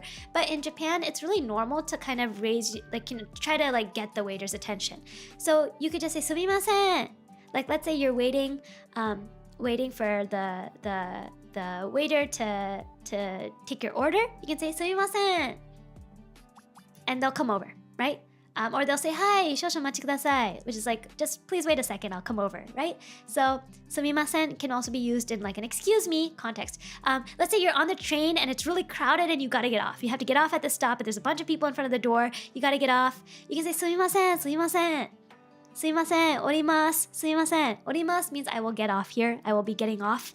So you can say sumimasen if like the door is open, it's blocked off and you're trying to get out and you feel kind of bad because you're kind of pushing people away as you're trying to like squeeze your way through. You can say sumimasen. So sumimasen is really, really great for everything. It's so good for so many different contexts. It's the right level of polite if you make like a little bit of a mistake of like a bumping into someone. It's good when you want to get the store staff's attention.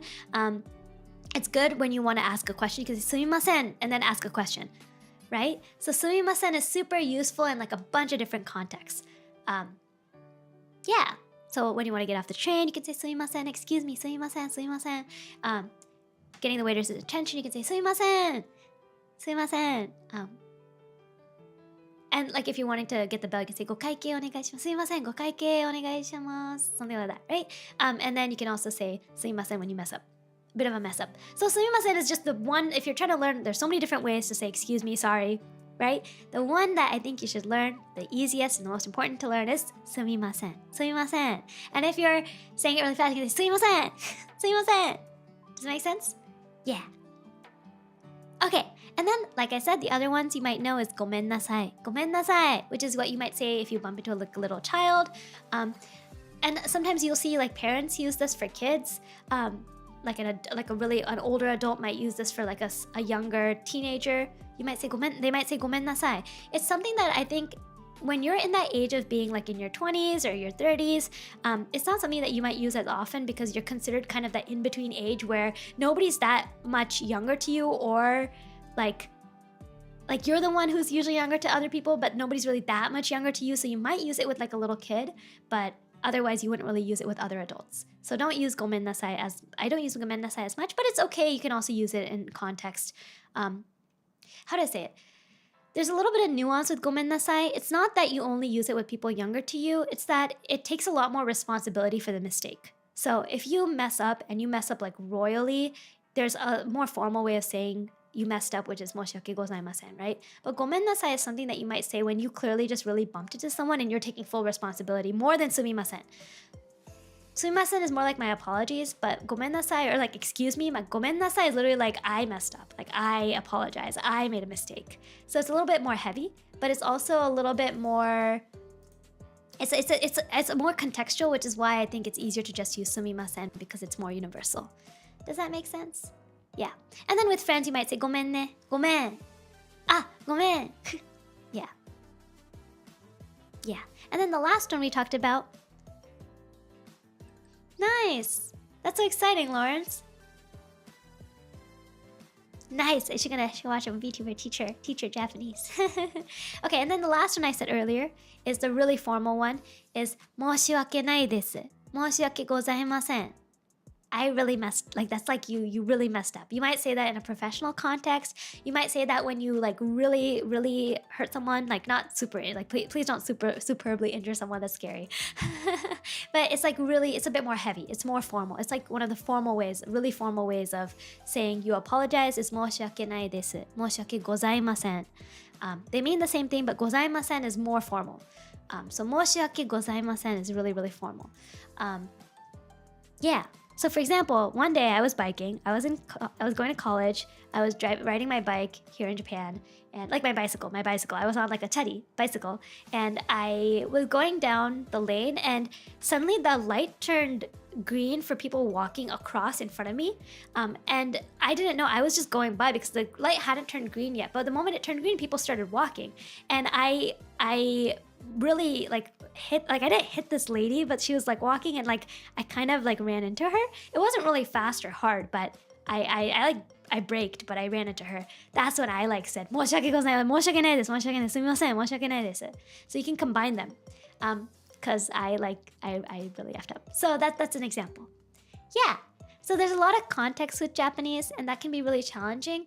And I know there's so much I'm kind of going over. There's a lot of different phrases, but the ones that are in the quotation bubbles, I think are like the really basic ones that are good to remember. So, sumimasen is really good to remember. Of all these different ways of saying sorry, sumimasen is the most universal, I would say. Yes. Are we good? Any questions? Yeah, sumimasen if you're trying to get someone's attention. Yeah, exactly. Kyurijo, exactly. If you're trying to get someone's attention, sumimasen. そう、渋谷駅はどちらですか？そう。渋谷駅はどこですか？渋谷駅はどちらですか？そう。Yeah, if you're asking. Tough. I know, it's a little bit challenging. There's a lot of little phrases in Japanese, but I wanted to make sure I included some of these because I know some of you already know the basics, so you want something more nuanced. I don't know exactly what everybody's level is, so I want to make sure I teach you the basic stuff, but also give you some insight into the more formal things. But don't feel like you have to know these overnight, right? Like language isn't something you learn in a day. It takes time. I know there's a lot on the screen, but don't feel like you have to know it all at once, right? I'm just gonna be here. You can just see the top of my head. This is it, road to N1, yes. But you see there's a lot of different, and a lot of these things you'll learn from context. You'll learn from hearing them, practicing them, seeing them, listening to them. When you see someone bump into someone, listen to what they say, right? When you see two friends meeting up while you're waiting for your friends at the station or something, you see other people seeing their friends meeting up, listen to what they say. Pay attention to the people around you. If you're in Japan, right? The fastest way to learn is to just pay attention to the people around you. Pay attention to the native speakers around you and see how they're talking in different contexts. And one of the cool things is when you're people watching in Japan, you can learn so much about someone just from how they're talking to the person they're with. It's the same in English, I'm sure. But in Japanese, for example, how polite are they being? Are they being really informal? What's their tone? Things like that, you can learn so much. So that's a good way of learning as well. If you're not in Japan, the way you can learn this is to watch videos, is to watch maybe YouTube videos where it's just videos of people in society, maybe dramas where people are talking and hear how they talk to each other, watching real context. I will say anime has, there's a lot you can learn from anime, but anime is a little bit harder because there's less context in anime because of the medium being more, it's an art style, right? Versus a drama will often be a little bit closer to real life context than an anime. Well, it depends on the anime, obviously, but there's a lot more liberties in art than, and dramas are art too, right? Like J-dramas, live actions are art as well, but they tend to follow a bit more like society because I will say a larger population tends to watch dramas. Like a larger age range tends to watch the same drama. So that's one thing to remember. Yeah. Does that make sense? Fictitious? Yeah, there is a bit of that. VR chat, yeah, go talk with people. That's another way of learning. If you have a friend, you can ask them, hey, in this context, what would I say? You can ask me, I can try to tell you if I know. If I don't know, I will ask my friend, I'll ask my roommate. I'll check with somebody. Does that make sense? So there's a lot on here, but let's go over the basics. Just the really important stuff only. Ohayo gozaimasu. Good morning. Ohayo, morning. Right? Konnichiwa, hello, good day, right? Omatase shimashita, I made you wait, omatase, right? Konbanwa, good evening, right? Konbanwa. And when you're leaving after the evening, you can say otsukaresama desu. Otsukaresama desu is important. I know I didn't have it on here originally, but it's pretty important. Otsukaresama desu. No, Alexander, I'm sorry. I don't speak Spanish. Thank you. Sorry. Lux, hello. Thank you for the follow. Otsukaresama desu is something that's very universal. I'm sure a lot of you who watch streamers probably already know it because a lot of us say it. I say it at the end, right? I say otsukaresama desu. Otsurochi desu. Otsukaresama desu. Otsukaresama desu is the proper one. Otsukare is the informal way of saying it. It's always good to just say otsukaresama desu if your relationship with the person is less clear, more formal, right? And we learned oyasumi nasai, oyasumi, right? We learned arigatou gozaimasu, arigatou. And lastly, one of the most universal phrases that I think is so useful if you're ever traveling here, living here, if you ever just need to know anything, it's sumimasen, sumimasen. Yeah, sumimasen, sumimasen. So useful. Yes. Does that make sense? Any questions? I realize my face is actually legit not visible anywhere. Okay. Any questions? Any questions? Yeah.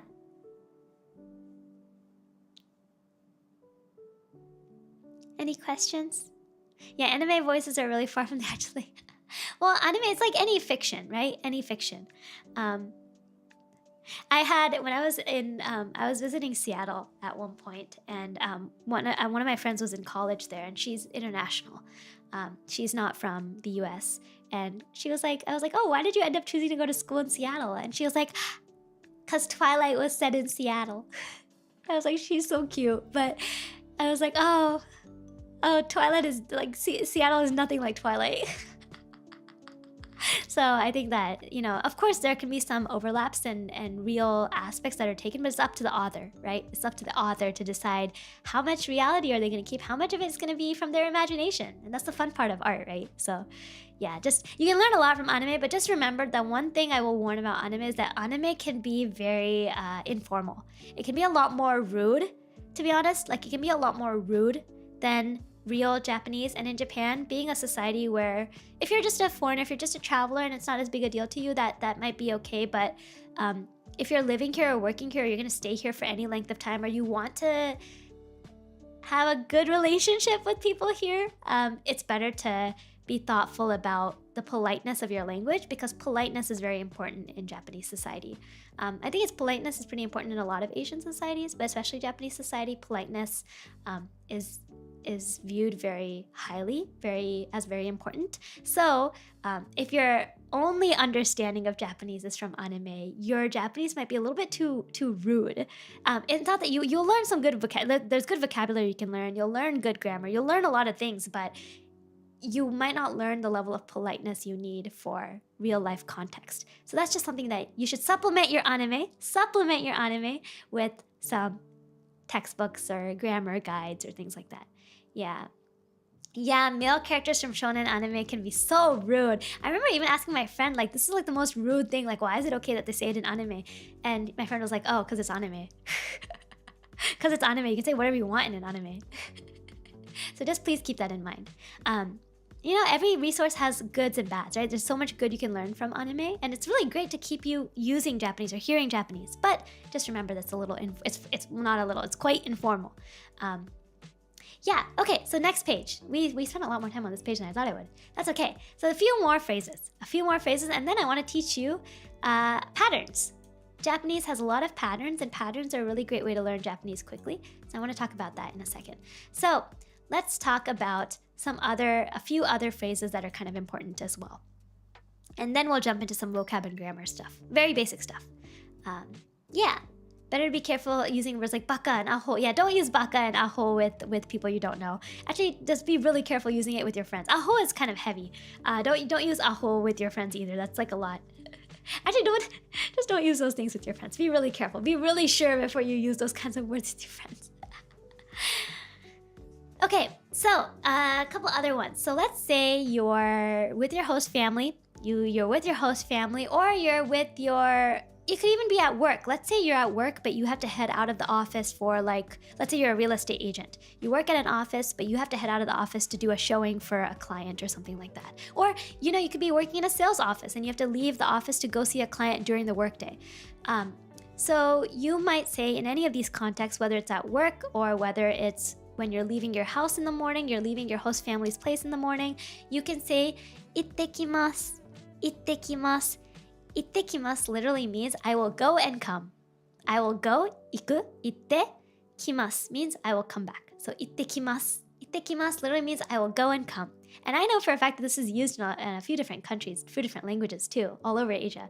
It's one of the things that I thought was really cool, is that ittekimasu might be something you say in other languages. Maybe something you say in your own language, something similar. But ittekimasu is something you would say that I'm going to head out, but I will be back, right? Ittekimasu. You could say ittekimasu. And then in response, the person who is staying will say itterashai. Itterashai means it also means go and come back, but it has this context of saying like do so safely. Please do so safely. Like may your health be with you, right? So, 行ってきます and in response you would say 行ってらっしゃい, right? So if someone's leaving, your friend was at your house but they're going to step out for a second to go get something from the store and come back, you can say, they might say 行ってきます and you can say 行ってらっしゃい. But you can also use it in the context of you're headed out for the day, you're going to come back in the evening, you would say 行ってきます. The person who's staying back in the house will say 行ってらっしゃい. Make sense? So that's the formal way of saying it, 行ってきます, 行ってらっしゃい. But you can say it informally as well. So let's say you are, again, at your friend's house. You're going to go out for a second to go get something from the store. You could say, 行ってくるね、行ってくる。行ってくるわ、行ってくるね、行ってくる.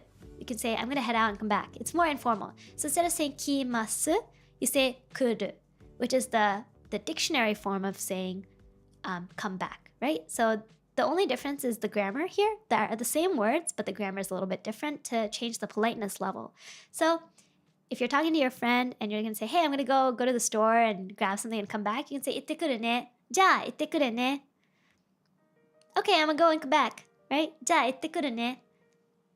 And in a really informal way, most people might still respond, 行ってらっしゃい, 行ってらっしゃい. But if you're really close with your friend, something I might say to my friend if they're visiting my house and they're going out to get something and coming back, I'll say 行ってら. It's just literally 行ってらっしゃい, but without the しゃい at the end. So you just say 行ってら. So someone will say, じゃあ行ってくるね. And I'll be like, 行ってら.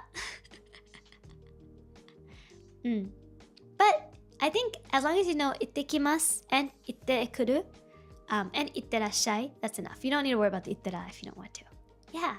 So this is a really good one if you're the host family or if you're in a job context where you might leave the job site during the day.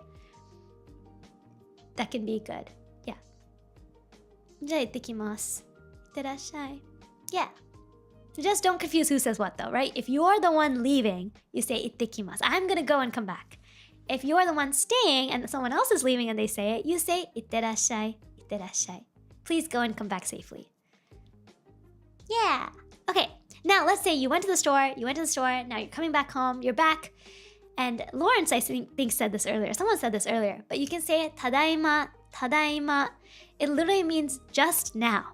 It literally means just now. I just came back, just now. So, ただいま. The formal way of saying ただいま is ただいま戻りました. 戻りました means to come back. Literally means I just came back. ただいま means just now. 戻りました means came back or come back. But a lot of people don't say ただいま戻りました. They'll just say ただいま, ただいま. ただいま means just now. And it implies that they just came back. It literally just means just now, but it implies that they just came back.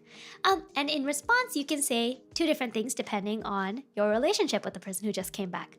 You can say おかえりなさい, おかえりなさい, which means like welcome back. You have come back. Literally means you have come back. Welcome back. And you can be more informal if your relationship is closer with them. You can say おかえり, おかえり. So I might say if Lauren says came back to stream, Lauren says ただいま. I might say おかえり because I'm being more informal. If my boss just says ただいま, they just came back, I say おかえりなさい, おかえりなさい. Yeah. Make sense? Make sense? Yeah. The translations can be really blunt, yeah. Sometimes in like English, if you hear them, sometimes they don't even make sense to English speakers because the words in English are so out of context. They don't have context. But in Japan, it's a very, I want to say there's a lot of, almost a high context. I don't know if this is an actual phrase in grammar and linguistics, but I think of it as like a high context language, which means that there's a lot of context that's not spoken. Right? There's a lot of stuff that you don't say that's implied. Yeah, so ただいま. And then the person responding will say おかえりなさい and おかえり. And sometimes even if your relationship with your family is close, they might say おかえりなさい because like I said, it can be very parental to say like the full form. It can be more like polite to say the full form. It's something you might say to your kids. So if I had a kid, I don't have a kid by the way. I don't have children, but if I had children and they were like ただいま, I'd probably say おかえり, but sometimes I'd be like おかえりなさい. Yeah. Yes, exactly. Like a lot of Asian languages, context is important. Exactly. Does that make sense? So this is a really good phrase if you're in a context where maybe you work in a Japanese office or you are living with a Japanese host family that you're using Japanese with. These are some of the phrases that you can use. Okay, so now let's talk about food. A couple of food phrases. So you guys might have all heard of this one. And this is when you're eating food right before you eat. And actually, there's a lot of etiquette surrounding this that I don't know if you need to worry about it. But if you want to know, one of the etiquettes surrounding this is that you don't say this while holding your chopsticks. You're supposed to not have held your chopsticks when you say this. So before you pick up your chopsticks, you're supposed to say, itadakimasu. Put your hands together and say, itadakimasu. But, most of us don't do that. I don't do that. My Japanese friends don't do that. We like all have like chopsticks half open, almost touching the food when we start saying itadakimasu. We're like ready to grab when we're already saying itadakimasu. So, you know, there's a bit of that. But if you're in a more polite setting, these are some things to know is that if you're at like a work lunch, don't pick up your chopsticks yet. Maybe see what, you know, first of all, just see what other people do. Follow what other people do. Follow what other people in your same position do. Don't follow what your boss does.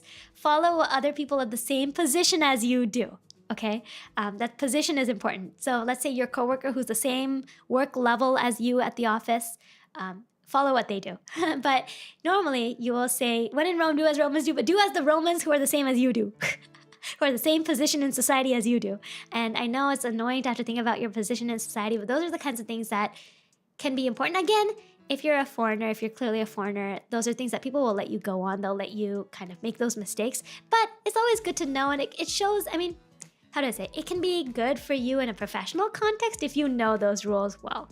At the same time, though, I'm a big on don't follow the rules that are not conducive to society. Like you know, there's certain things that I don't always follow, and I want to be as polite as possible, but there's certain things I don't agree with, and so I don't follow them. Just little things like how I talk to waitresses and staff and stuff. I will always be a little more on the polite side. So there are little things like that that are just different in society. Not everybody follows it, but you can follow it. So for itadakimasu, I want to hear the rules you don't follow. I follow most rules. I try to follow most rules, but the one rule that, I mean, I've been really lucky. I've been in office spaces where I can get how do I say it? That like more foreign companies in Japan, where even the Japanese people in my company don't follow what would be a normal rule in Japanese company. But an example is like when you go to a dinner with your coworkers, sometimes it's like you're supposed to not refuse to go, or like sometimes it's important to like only leave when everybody else leaves and stuff. But I kind of break those rules a little bit because my health is more important to me.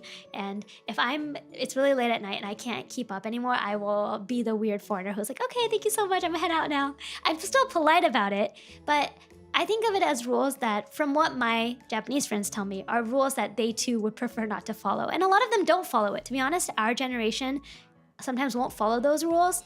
But if you're in a more formal or uptight company, you can be seen as like if you were Japanese, they would look at you as the weird young person who's not following the rules.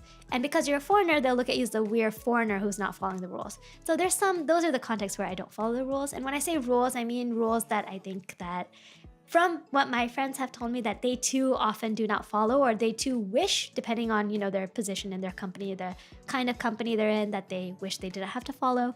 And that's an example. It's like, for example, let's say you've just worked all day, you're really tired, you need to go home, you don't want to go out to drink with your coworkers.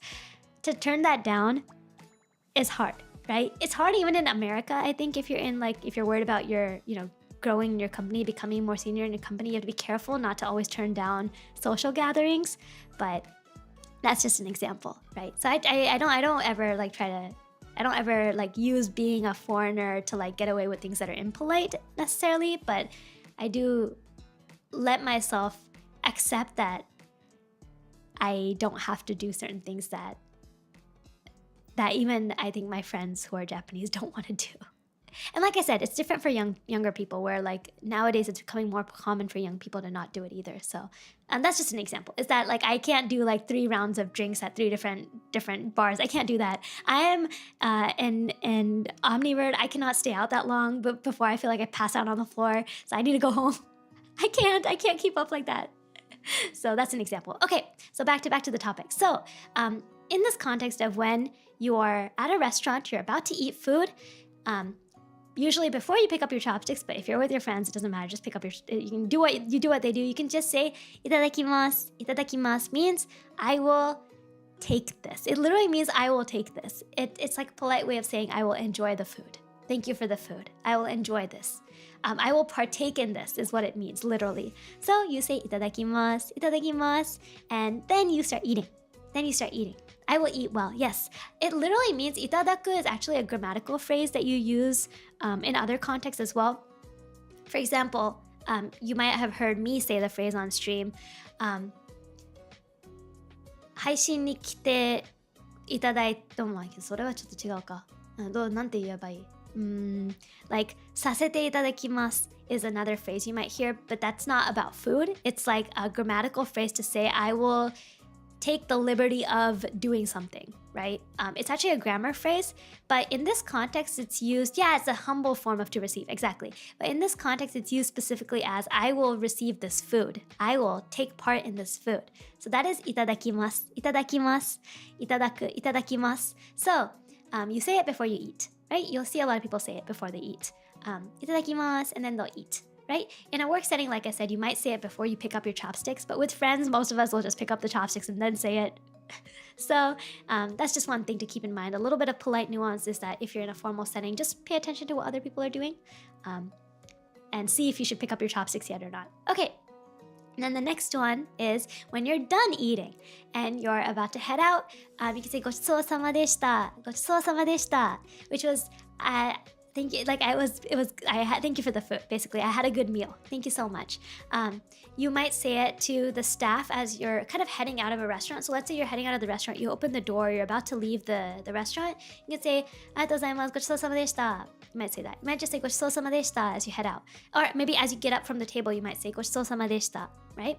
I think I usually say it when I'm about to head out of the restaurant, and I say it like just loud enough where if it's a smaller restaurant, the staff can hear me. I think usually I say it when I head out of the restaurant, when I'm like physically kind of, if it's a smaller restaurant and the seat is not far from the door or something, you might say it kind of in between, but it's not as big a deal. You say it to say thank you for the food, I enjoyed the food. You say ごちそうさまでした. Yeah, instead of saying ありがとうございます, I think it's more common to say like ごちそうさまでした when you're headed out of a restaurant. Yes. Makes sense? Now, let's say you're in this context of you're at home. Let's say you're at home. You're at home. Maybe your friend is coming over to your house. You're eating together at home or something. Or let's say you're in this awesome, you have a friend who's an amazing cook. They invite you to their house to eat. So they make food for you, right? Before you eat, as usual, you would say itadakimasu and you eat. And then, they're your friend. They're your close friend. They made food and it was so good. You finished eating. You'd say ごちそうさま. 美味しかったよ. ごちそうさま. ありがとう. 美味しかった. ごちそうさまでした is the formal way of saying it. But you can just drop the でした and just say ごちそうさま and tell them you enjoyed the food. 美味しかったよ. 美味しかったよ. 美味しかったよ. ありがとう. ごちそうさま. 美味しかったよ. So that's another context where you can say ごちそうさま. Another place some people might say ごちそうさま is when someone gets them food. So let's say your friend treated you to food. Like you went out to eat and your friend was like, hey, it's my treat. Like I'll grab it for us. And they treated you to food. You can say to them specifically ごちそうさま. You can say specifically to them, almost like a thank you for getting me food. So you can say ありがとうごちそうさま or like ごちそうさま. Yeah, you can just say ごちそうさま, honestly. Yeah. So that's another context where you might say ごちそうさま. And then as you leave the restaurant, you would still say like ごちそうさまでした because you're thanking the staff for their food. So that's another context. Make sense? Are we good? I know there's a lot of little nuance in Japanese, but there's a lot. But I hope this is helpful. We good?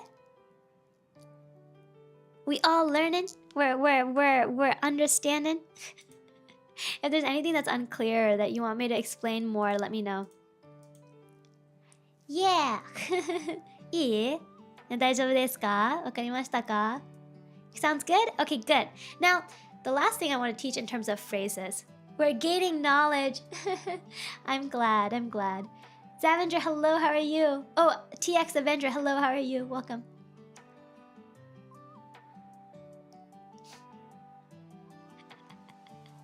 I don't know this one. Okay, so let's talk about a really simple phrase for introducing yourself. So let's say you want to introduce yourself and tell someone you're in their care. There's one more phrase in here that's really important. A couple more phrases in here that are important. So I know I'm teaching a lot of phrases, but these are Japanese in general has a lot of phrases and it has a lot of very structured grammar. So I know in some languages learning phrases is not as helpful because it's more based on context and you use a lot more words to explain certain feelings. But in Japanese, phrases can be really useful because there's a lot of set phrases in Japanese that people use as a part of day-to-day society. It's not just foreigners are learning phrases sort of thing. It's a very much like people use this in everyday life, which is I think something that's very different for if you're a native American English speaker. I would say that we don't have as many set phrases in American English beyond like hello, good night, good evening, how are you? We don't have as many like clear phrases we use in a lot of different contexts. So I think that can be kind of surprising to people when they're learning Japanese, is that there are a lot of phrases. There are a lot of like set phrases people use. There's a lot of phrases for business Japanese that if you ever want to learn, we can do a stream on business Japanese if you'd like. I have a whole book on business Japanese phrases that I used when I kind of started using more Japanese in my like formal work. So that's another thing that we can do. But there's set phrases for business, speech, and emails and things like there's so many set phrases in Japanese. The cool thing about that though is that anytime you don't know, you can just Google it and there's probably a set phrase for it. There's probably like a grammar, phrase, structure that you use for a certain context. You can Google it. That's a really cool part of it though. Okay. So let's talk about this last one. Let's say you're this girl, like me, a RORO, you're up in front of a class, you just joined a new classroom, and you've been asked to introduce yourself. So the first thing you say is, はじめまして. はじめまして, which means, nice to meet you for the first time. はじめまして literally means the first time. Nice to meet you for the first time. はじめ literally means the first. Thank you. はじめる literally means to start.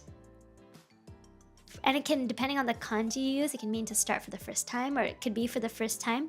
So, hajimeru can, the phrase hajimeru in this place literally means first time. Does that make sense? Yeah, so, hajimemashite, hajimemashite. But just know that if you hear the word hajimeru, it might not be the same hajimemashite, hajimeru. There's two major hajimerus, but we'll talk about that another time. There's one for starting something. Hajimeru can mean to start, and hajimeru can also means like for the first time context. But in this one specifically, it's hajime meaning the first. So hajimemashite, hajimemashite. Nice to meet you for the first time. Hajimemashite, Roro desu. Hajimemashite, hajimemashite. And next you can say, so in this particular bubble they have here, this person's name is Honda, Ai. Her last name is Honda, her first name is Ai.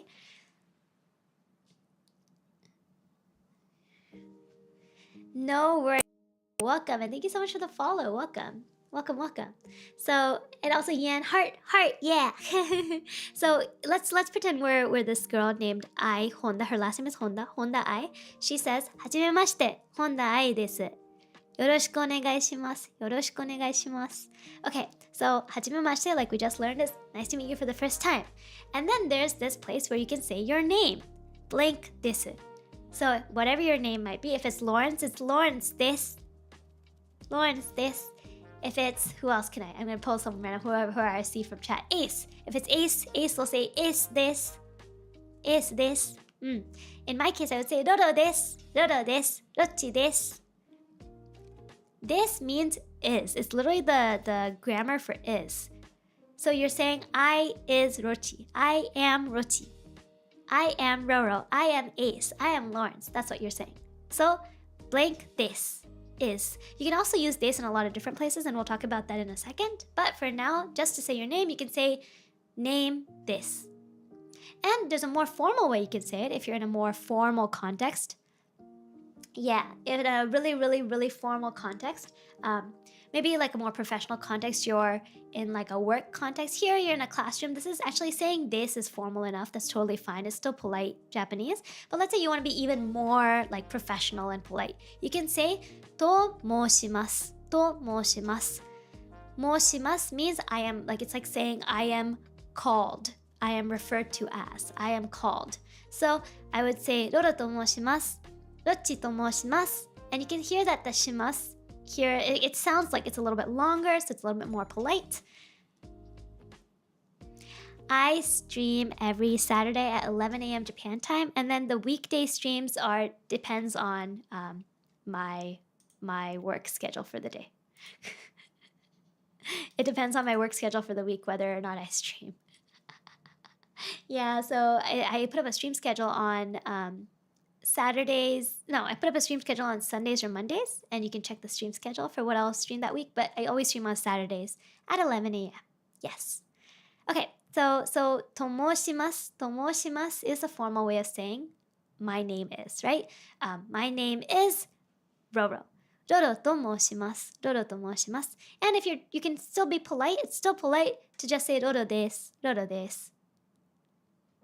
Yeah, there isn't really an informal way of saying this. There are a couple really informal ways, but it's a little bit weird to say it super informal. It can be like RORO da wa, but it's like very like kind of comical. It's like very, very something you wouldn't really say in real life as much. Yeah, on stream I might be like RORO da wa, RORO desu. But I think it's better to just say desu or tomoshimasu. Yeah, it's in the here. Social. Oh yeah, oh this is a good one. Oh, that's a good point for bringing that up.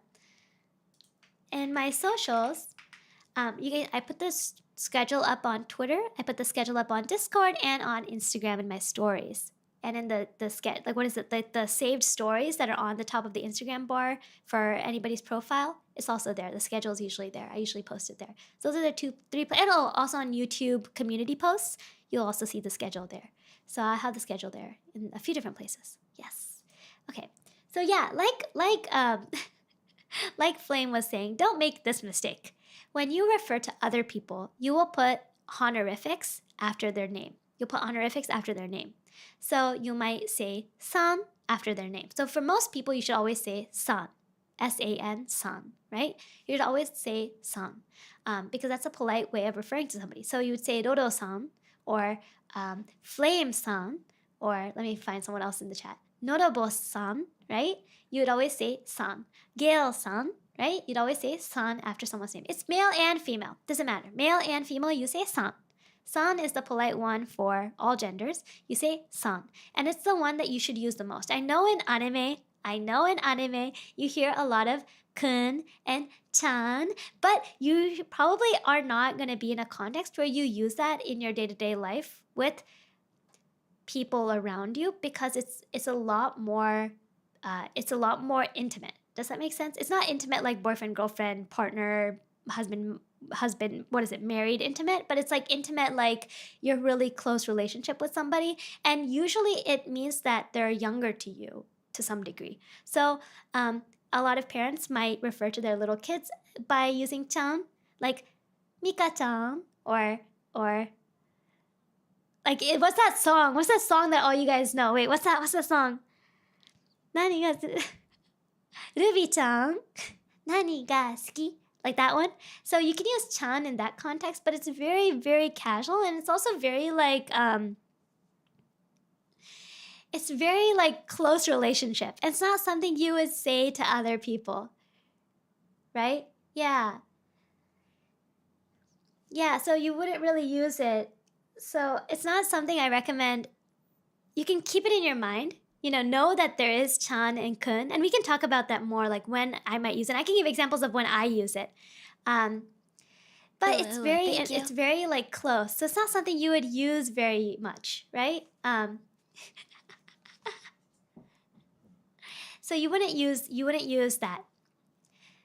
So just remember, the one that you should always default to is san. It's always san. Okay? Always use san. Now, the context where I might use chan and kun, I'll give you a couple examples. One of my mods, his name is Shaka, right? Boom Shaka, King Shaka is one of my mods, and Shaka is quite a bit younger than me. Shaka is quite a bit younger than me. He's someone I've met in person. We're friends. We've known each other for a long time. And because he's so much younger than me, I endearingly call him Shaka-kun, because he is a guy who is younger than me and that I'm close with, and that I can say kun. Now let's say that Shaka is still, younger than me, but I don't know him as well. We're not really close. Even though he's, let's say, quite a bit younger than me, I would still call him Shaka-san. I would still call him Shaka-san. Even if I don't know them as well, if I'm not as close. It doesn't matter if someone you meet is younger than you. If they're a stranger to you, you should use san. You should use san. Unless they're clearly a child. Unless they're clearly like under 12. You should use san. Right? Now, maybe, let's say Shaka had a twin sister. I don't know if Shaka has a twin sister. Imagine Shaka has a twin sister whose name is Lily. I would call her Lily-chan if I was really close to her. If she was like someone I was really close with, she's clearly quite a bit younger than me. I'm speaking endearingly. I would say Lily-chan. Right? Does that make sense?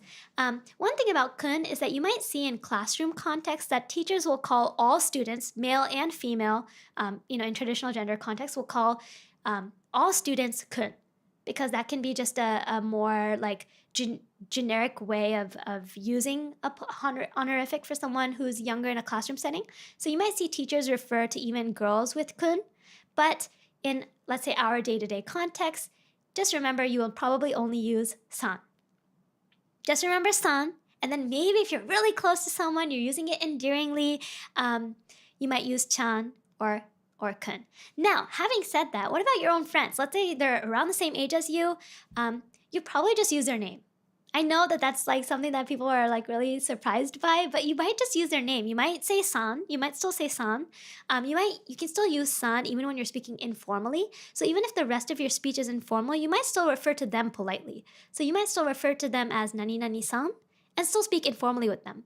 It depends on your friendship. It depends on your relationship. Along those same lines, with a lot of my friends, we don't use san or chan or kun. We just say name. Like I call my friend Marina Marina. I call my friend Marina Marina. I just call her Marina. Marina nani suru? Toka. Right? So that's something to remember, is that it's all context driven, but it's always safest to use san. Always safest to use san. And please, with strangers, no matter what age they are, unless they're clearly a child, use san. Or else they'll be like, what are you? Like, we're not that close.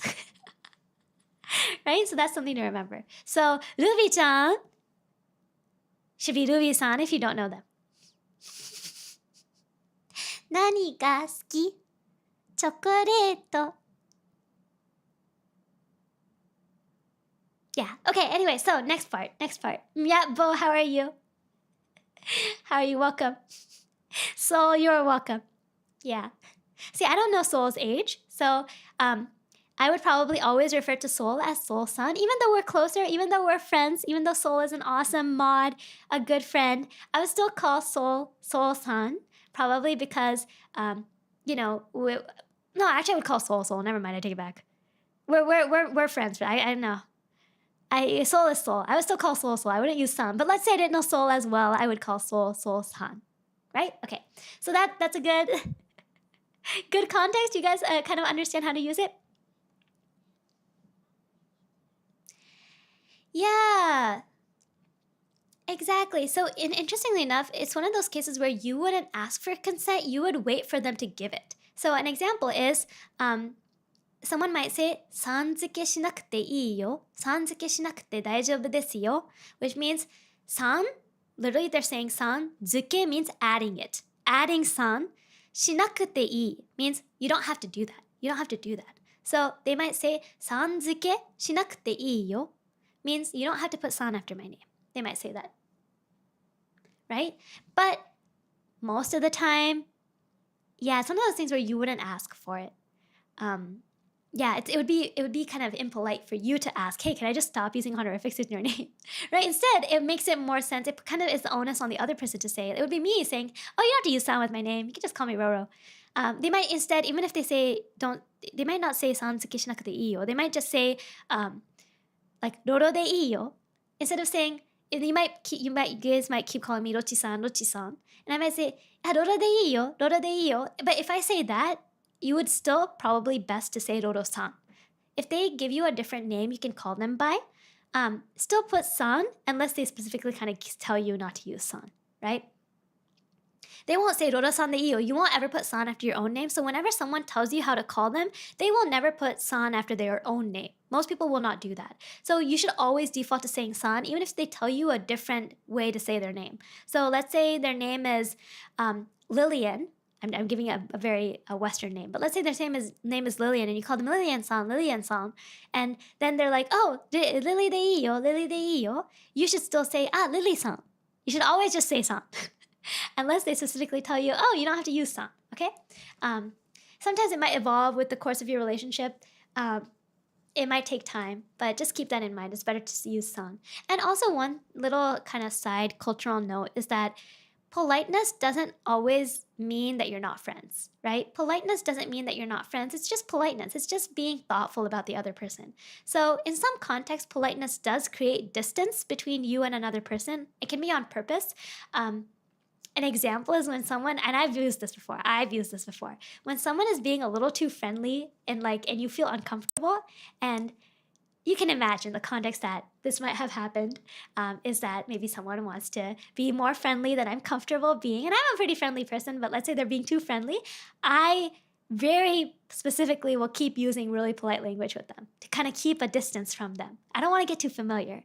So that's an example of when people might use politeness, but people might still use politeness just because they want to be thoughtful about the other person. For example, even though I might be friends with my senpai in school, they're my senpai, meaning they're someone who's senior to me in my class, in my school. Maybe I'm a third year and they're a fourth year. They're my senpai. It's not that we're not friends. We could be friends, but because they're senior to me and I want to be respectful of that, I might still be polite. Does that make sense? So there's a lot of context in Japanese with relationships, like I mentioned before. So having said all of that, you can always introduce yourself with nani nani desu. Don't put san after your own name. Always put san after the other person's name.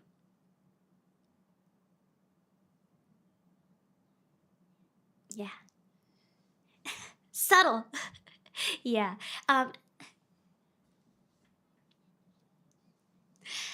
don't know if I would put san. Oh, being upset in Japanese is such a it's showing that you're upset in Japanese is very specific. It's a very specific context in Japanese. That's a good question. If I'm upset with my friend, no, I wouldn't put san after their name.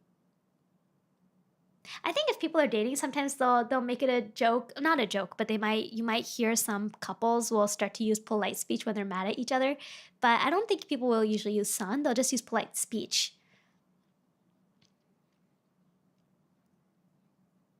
Yes, so don't ever put san after your own name. Never put san after your own name, but always put san after someone else's name. Yes. Always put honorific. No, you don't use honorifics with yourself.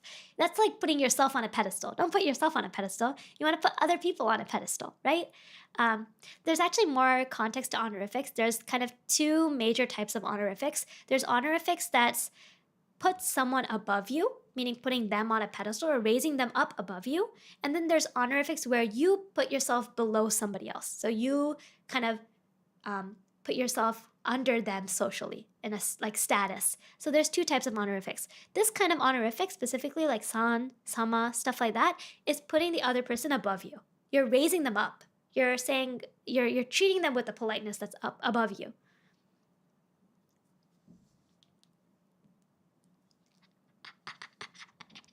Yeah, sort of. So in this particular context, you're raising your friend up. So I don't think you would necessarily put san after someone's name. I think instead you would just change your speech to being more polite. But it might be really, really abrasive if you do that with your friends. It's hard. I will say having a disagreement with a friend in Japanese can be really complicated because I think for better or for worse, it's more passive aggressive here. Being upset with someone is more passive aggressive. It's not as clear or straightforward. And maybe using politeness is a form of passive aggressiveness, but I haven't seen it as much. I don't really know. I'll ask my roommate what do people do when they're mad at each other. I thankfully haven't had an experience where I've gotten into a fight with someone who I'm not as close with that. I don't know. My roommate and I have argued, but I just stay informal. I don't get polite. He doesn't get a polite RORO. He doesn't get a polite Roro. I just go, I go, when I'm upset. I don't do passive aggressive. I used to when I was a kid. I think it's a very like Asian thing to do, being passive aggressive. But as I grew up, I was like, I have enough of this passive aggressive crap. I just like complain about everything I'm upset about, blah, blah, blah, blah, and then I just set it aside. That's how I am. So I'm not a good example. I'll have to ask my friend. I'll ask my friend what he does when he and his friends argue.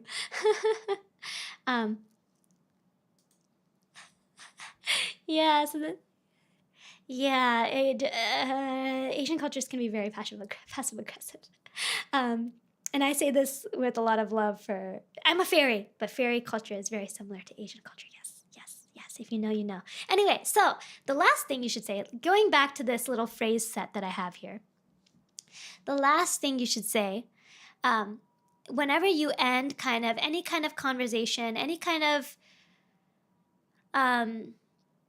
not even a conversation, but anytime you're asking a favor, or you're doing a favor, or you're introducing yourself, or having a conversation where you are going to have an extended relationship with somebody, you would often say the word at the end, yoroshiku onegaishimasu, yoroshiku onegaishimasu, which means literally, I am in your care.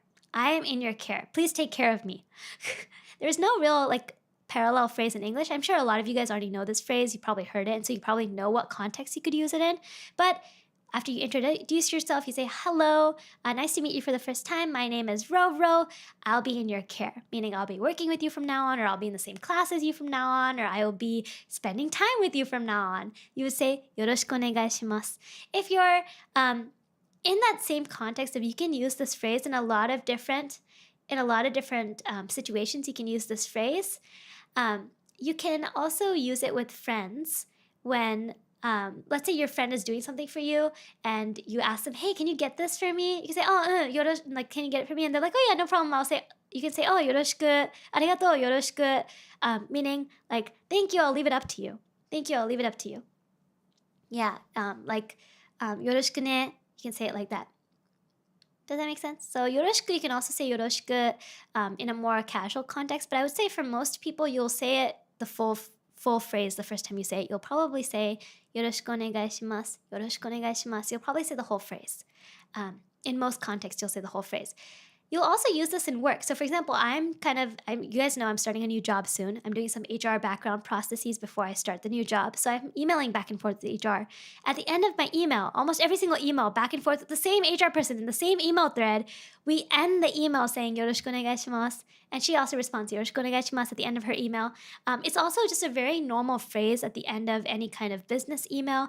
You would say it in a more polite form. There's a more polite version of yoroshiku onegaishimasu. You don't have to worry about it now, but it's yoroshiku onegai itashimasu or dozo yoroshiku onegai itashimasu. There's a more formal ways of saying yoroshiku onegaishimasu. And so I might use that. I use that right now when I'm doing my conversations with HR. If you're doing an interview for the first time and you say, you join onto the interview, they'll say something like, Sasaki to moshimasu, yoroshiku onegaishimasu. You'll also say yoroshiku onegaishimasu. You might not have introduced yourself yet. You might just say yoroshiku onegaishimasu in response to yoroshiku onegaishimasu. So someone will say yoroshiku onegaishimasu, you might respond yoroshiku onegaishimasu. So it just means we're in your, like I'm in your care and you respond, I'm also in your care, right? So it's a very general phrase that you use in a lot of contexts. Yes, Baha, hello, how are you? We're taking class. We are having a class today. Welcome. No worries, there's no late. The VOD will be up. I know I'm going through a lot of different things. I know I speak a little quickly. The nice thing that it's a VOD, it's on YouTube. You can go back and rewatch. You can slow it down. You can look things up as you're watching if there's something you're not sure about. Please feel free to rewatch and learn again. Yeah. Shock, are you confused? Is anything confusing? Can I explain anything? Also, Timothy, hello, happy Friday. It is Friday. It's Friday. Yeah. I love Fridays. Yeah, is there anything I can explain? Anybody have any questions on this? Also, Bork, hello, thank you for the follow. I'm so sorry I didn't say it sooner. Hello, thank you. I just saw it on my screen. Thank you so much. Does this make sense? Yoroshiku onegaishimasu. Yoroshiku onegaishimasu. So, you might see when a VTuber does a debut, if a JP VTuber is doing a debut, they might say yoroshiku onegaishimasu in their debut. Yeah, and I might say RORO desu, yoroshiku onegaishimasu. No, No, but I'm going to the bookstore today. Later today. So when I go to the bookstore, I'll check the language section and see if I see anything that might be good. I will say I'm not a Spanish speaker, so I can't tell you how good it is. But I wonder if there's a Genki in Spanish. If there's a Genki textbook in Spanish, I would recommend it. I would recommend Genki till I die. I love Genki. It's a really good book. But I'll talk about that at the end too. Yeah. Does that make sense? So you can practice this on your own. You'd say, so if you're introducing yourself, you're standing up in front of a class for the first time and you're going to be joining that class, you do はじめまして with a little head nod. はじめまして。ロロです。ロロと申します。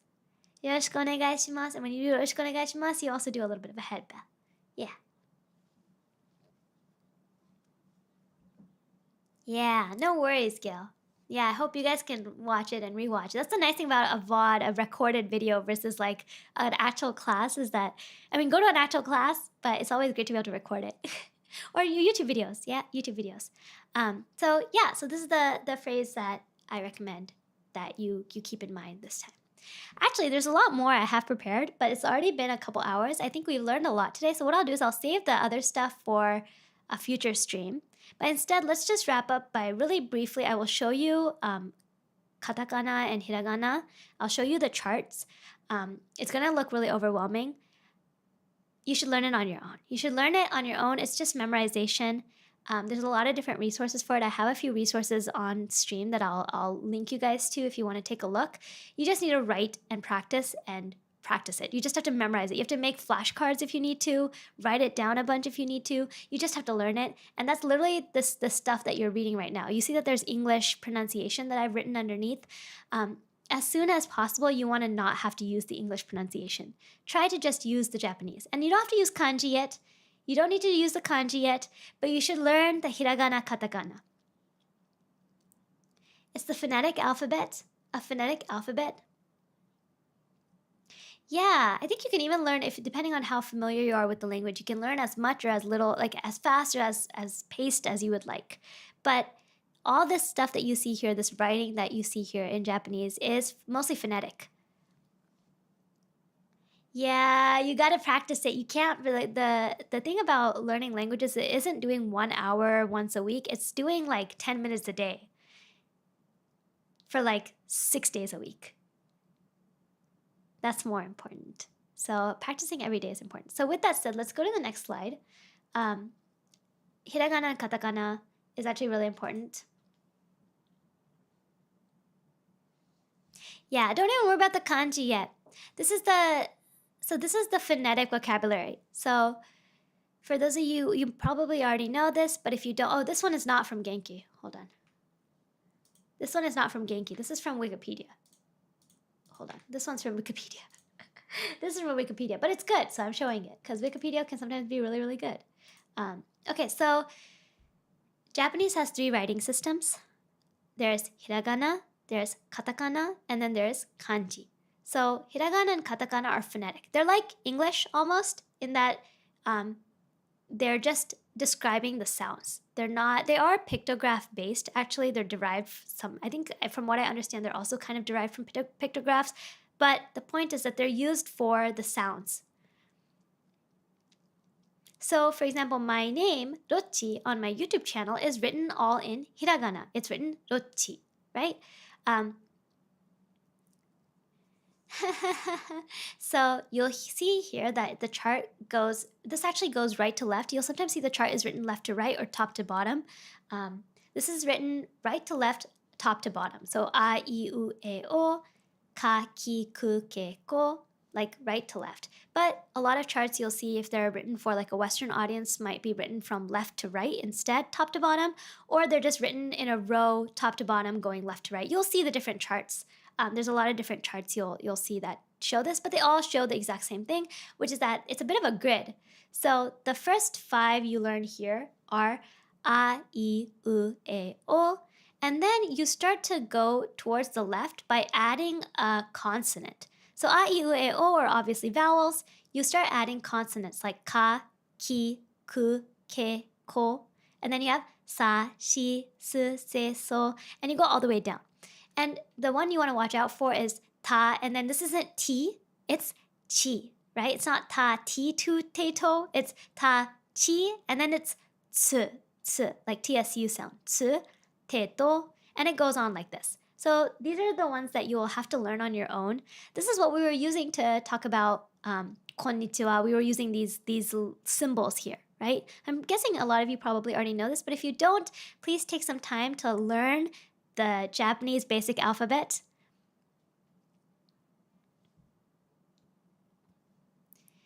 Yeah, by the way, we over here on the wa, we, we, wo, the we is not something you will actually see. That's not really used. It's not a real thing. She.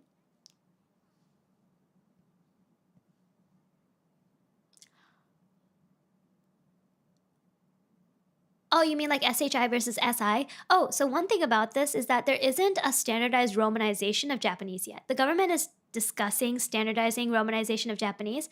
So you might see that in Western writing of Japanese that they write SHI, but in Japan, sometimes it'll be romanized as SI, but they're pronounced the same. They're pronounced as shi. They're both shi. So they're both, it's sa, shi, su, se, so. It's not sa, si, it's not C. There's no C sound. It's SHI, but in Japanese writing of, and I actually in my own, I did this too. I'm kind of guilty of this. I write SI sometimes. So like here I wrote yoroshiku onegai shimasu is written as yoroshiku onegai shimasu here, SHI, but you can also write it as SI. I think I wrote SI somewhere. Yeah, I think I wrote SI somewhere. Yeah, moshiwake on the bottom right here. If you see on the bottom right here, you see I wrote MOUSI. They're the same pronunciation. It's just a choice in how you romanize it. It's just not standardized. It's not standardized. I will say that a lot of Japanese people will write SI and not SHI, and a lot of people who learn Japanese from English will write SHI. Again, both are supposed to be pronounced the same, but it's just how you romanize it, right, in English. It'll give you away as not Japanese if you type it in like a game. If you write yoroshiku with YOROSHIKU, it'll give you away as non-Japanese, by the way. Because most Japanese people will write YOROSIKU. So that's just a little, that's just a context thing. It's not, the pronunciation doesn't change. So with that in mind, yeah, so it's ta, chi, tsu, te, to, nani, nune, no, ha, hi, hu. So here it can be written as HU, but it's actually always written as FU. It's more of a F sound, but it's still a H sound, so it's hu. For this, because I'm not a native speaker, I will recommend that you listen to like a YouTube video and listen to native pronunciation of all of these sounds and practice with it. Just repeat after them. If they say ah, go ah. Say e, say e. Say u, they say u. They say give Roro Chaco, you say give Roro Chaco. Easy. Follow along, right? The only one I will say that's kind of interesting that they've included here, but that's actually not really used in day-to-day is we. Wa, we, we, wo. We is not really used. You rarely see this. It's like, it's not used in day-to-day writing at all. I don't think I've ever seen this. I think I've seen this in a while in people's usernames, never in like actually written in Japanese in writing or in books I read. I'm literally reading a Japanese book right now. It's not written in there. Yeah. Yeah, hu, hahi hu he ho. Hahi hu he ho. Yeah, so this is the hiragana basic chart, okay? So,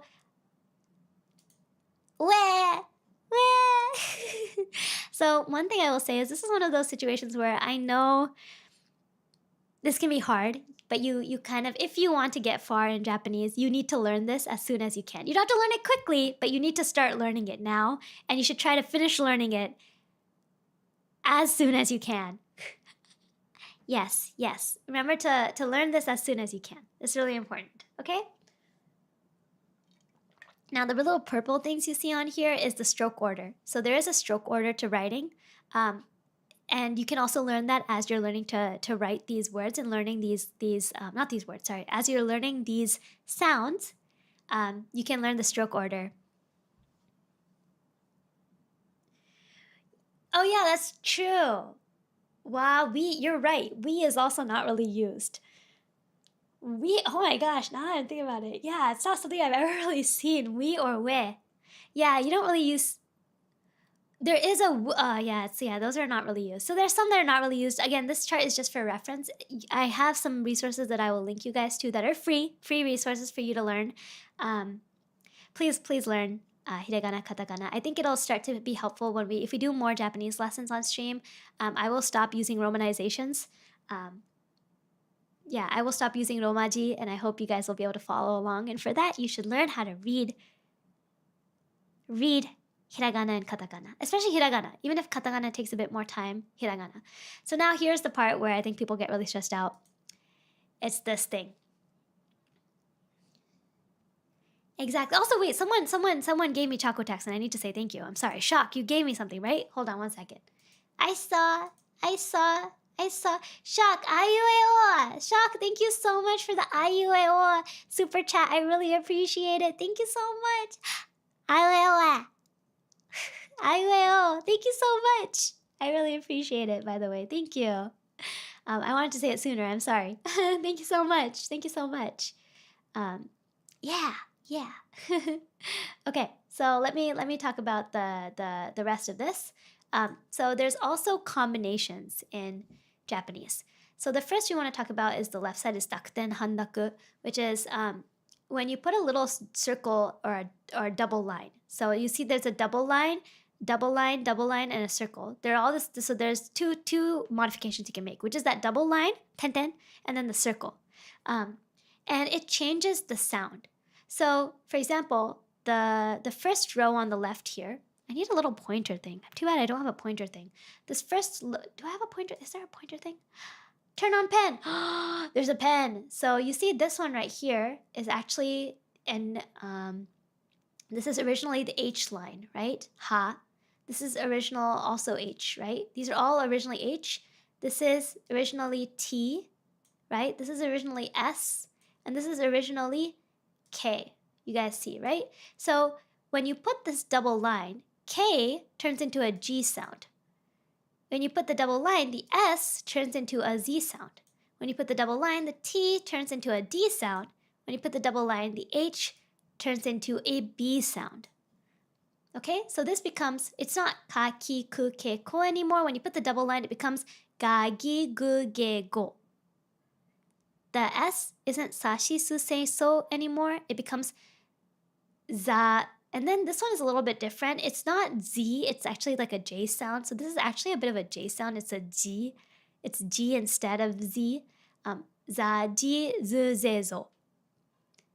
And then this becomes ta. And this also is a G sound, which is another one. And this one's actually another. There are a couple exceptions, right? Don't feel too overwhelmed by it right away. You will learn it as you learn it. So it's, instead of tachi, tsu, te, to, it becomes taji, zu, de, do. Sorry, daji, zu, de, do. And then B becomes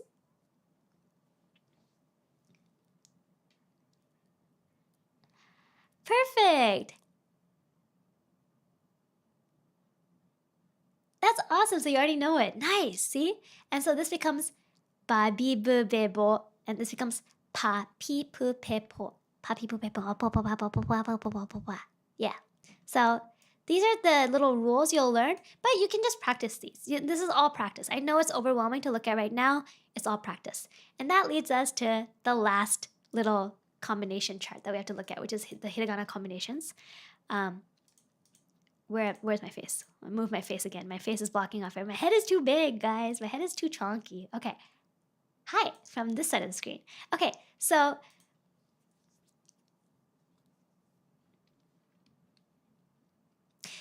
on my phone, I type kana.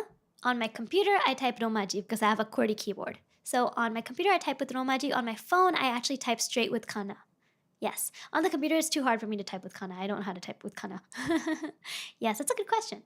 Okay, so now this is another one that's important. So there's also combinations you can do with certain sounds in Japanese to create other sounds. So the three sounds that you use for combinations are these three. So it's ya, you, and yo. These are in the chart that we saw earlier.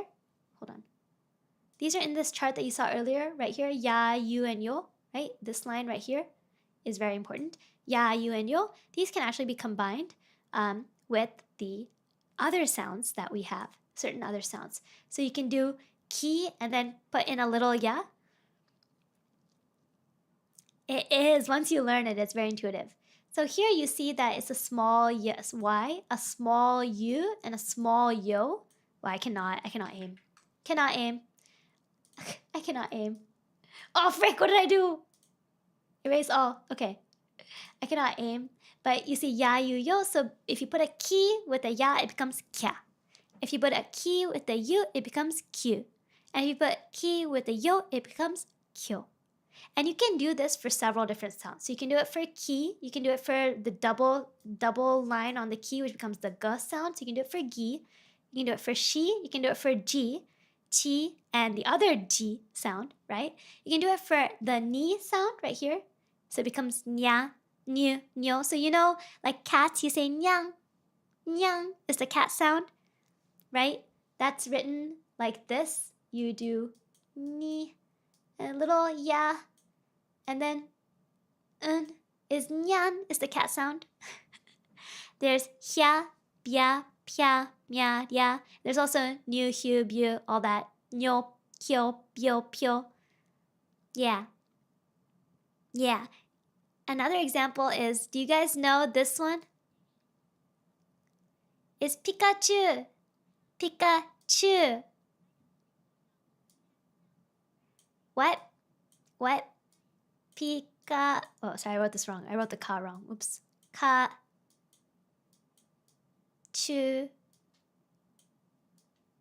And then you put a line after it if you want. Pikachu. Pikachu.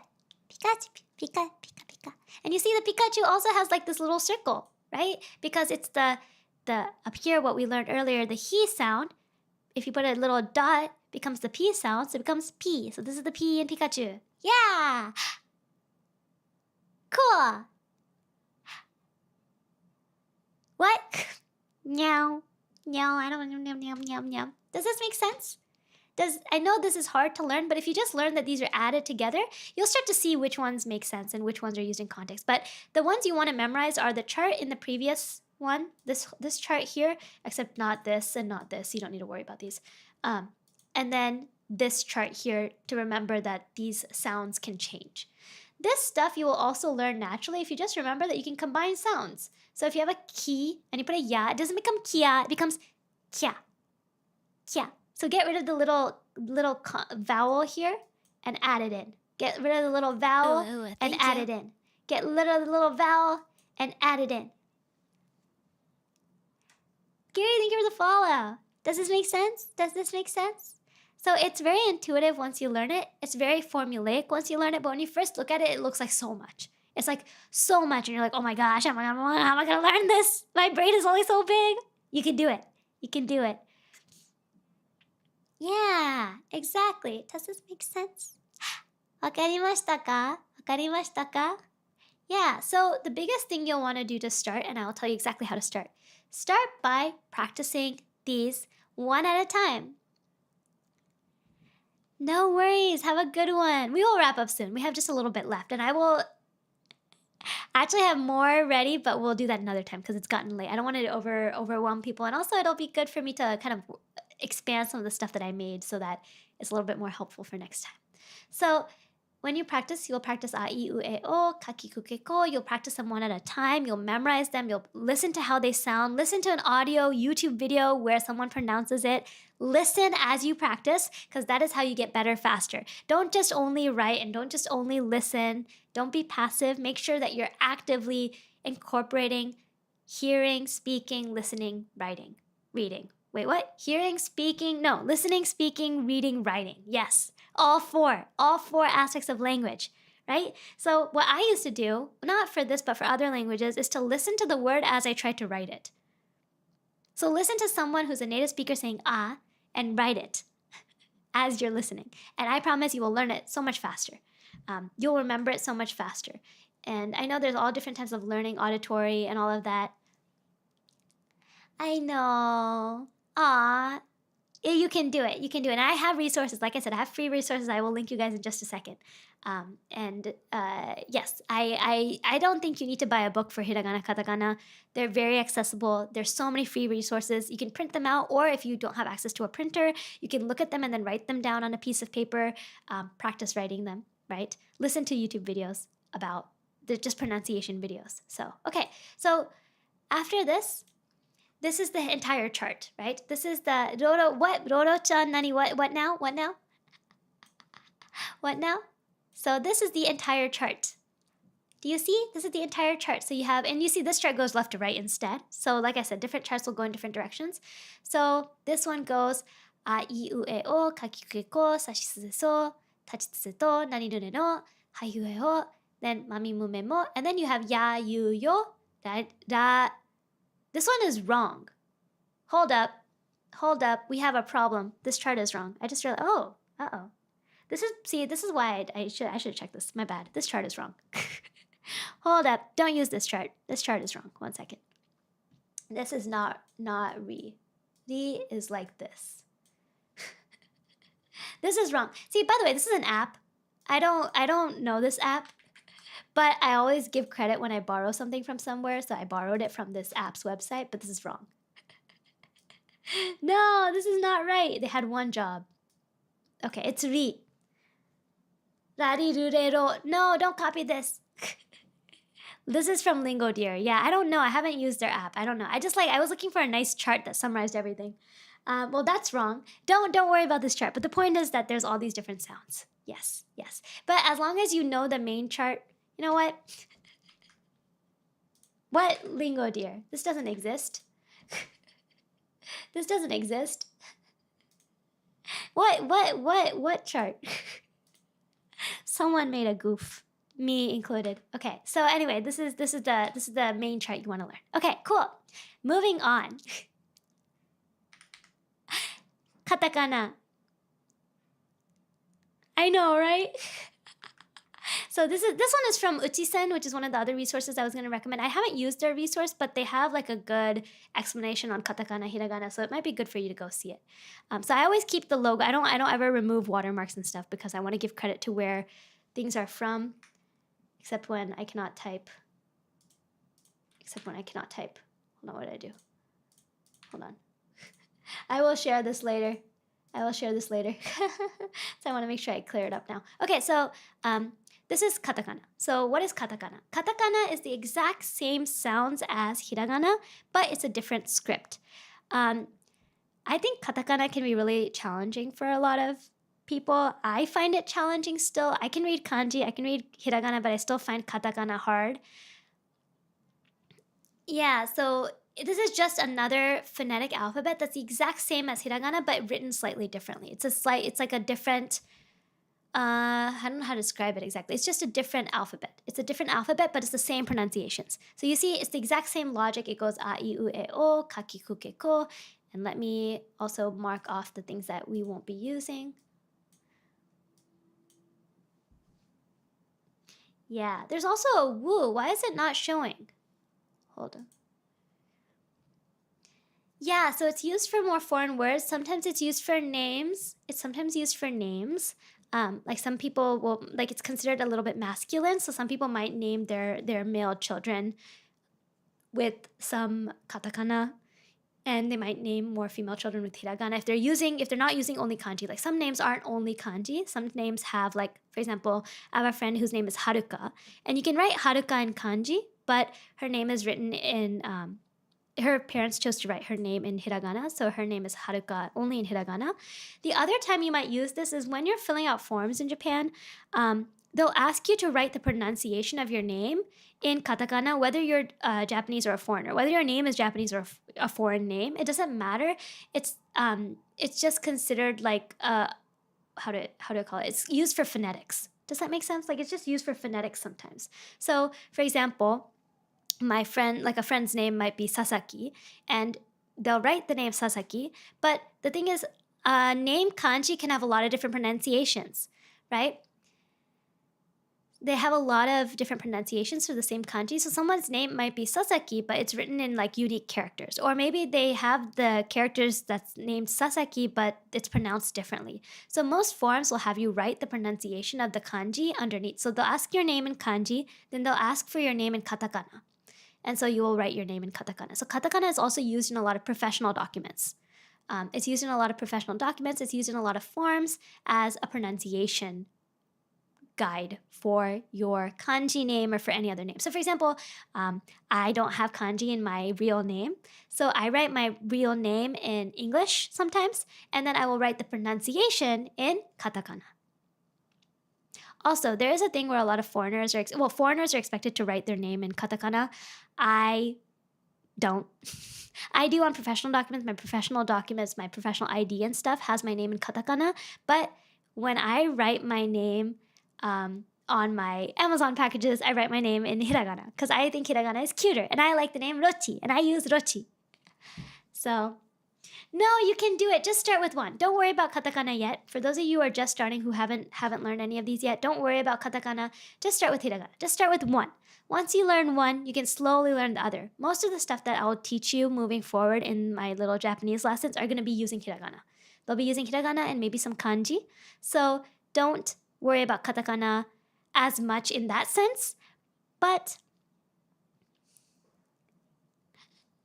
you can do it. It takes practice. When you first look at anything, like everything looks the same, right? Everything looks really confusing. It looks like a lot of squiggly lines, and you're like, I don't understand anything. You will learn it eventually, I promise. It'll take time. You have to practice. And this is one of the challenges of language learning is that you'll always hit these bumps. You'll hit these bumps in language learning where things are hard. Things are hard.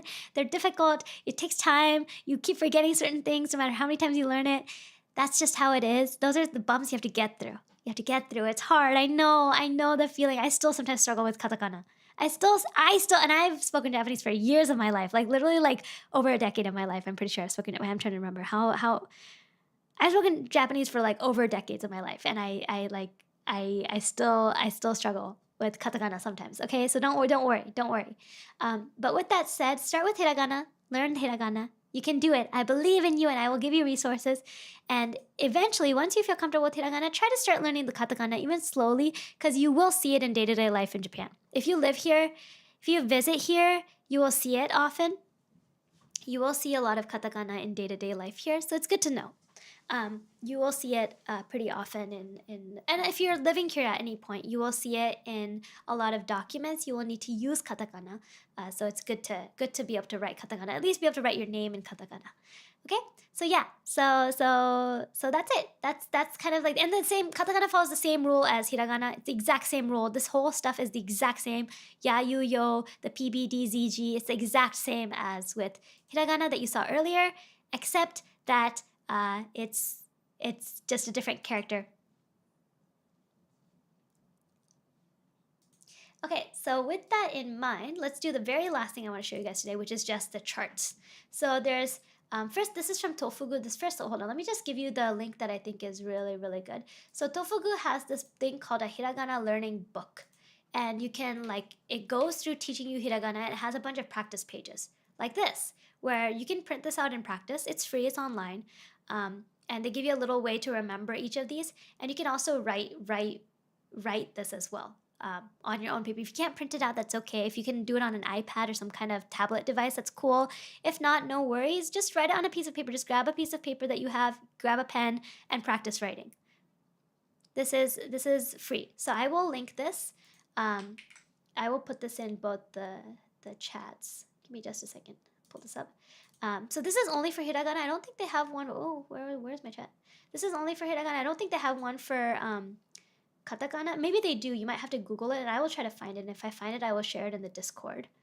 Why can I not see? Where's my YouTube? There we go. Okay, like this, and then like this. You guys can use this. Another resource that I have and I recommend is from NHK World.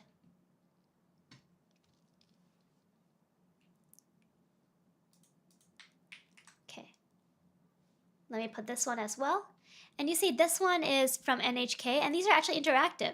So you can click on it like this. And this is what I said where it goes left to right, top down. So this goes a iue o, kakyuke ko, sashisuze so from left to right. And they have like the gagyuge o, sashisuze so, all that stuff as well. They have all the sounds. You can even download like a chart and you can practice on the chart. So you can print this out and write on it as many times as you want. And they have the katakana version as well, which is really cool, right? So this is the from NHK and it's really helpful. And you can actually go here and you can use their katakana chart as well. So this one is nice if you want like the government resource. This is NHK, I think, is government owned if I remember correctly. This is another resource, so I will share this as well. Man, I have to figure out a way to pull up these chats faster. Like I have so many tabs open that it's hard to see everything. Okay, here's the other one. Yeah, so this is another resource you guys can use, like this. And then the Uchi-sen is the one that I was just telling you about.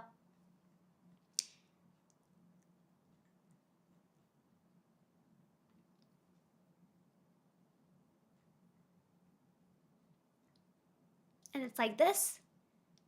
They have like a little chart and you can practice it like online like this if you want, I think. I've never actually done this one, so I don't know how it is.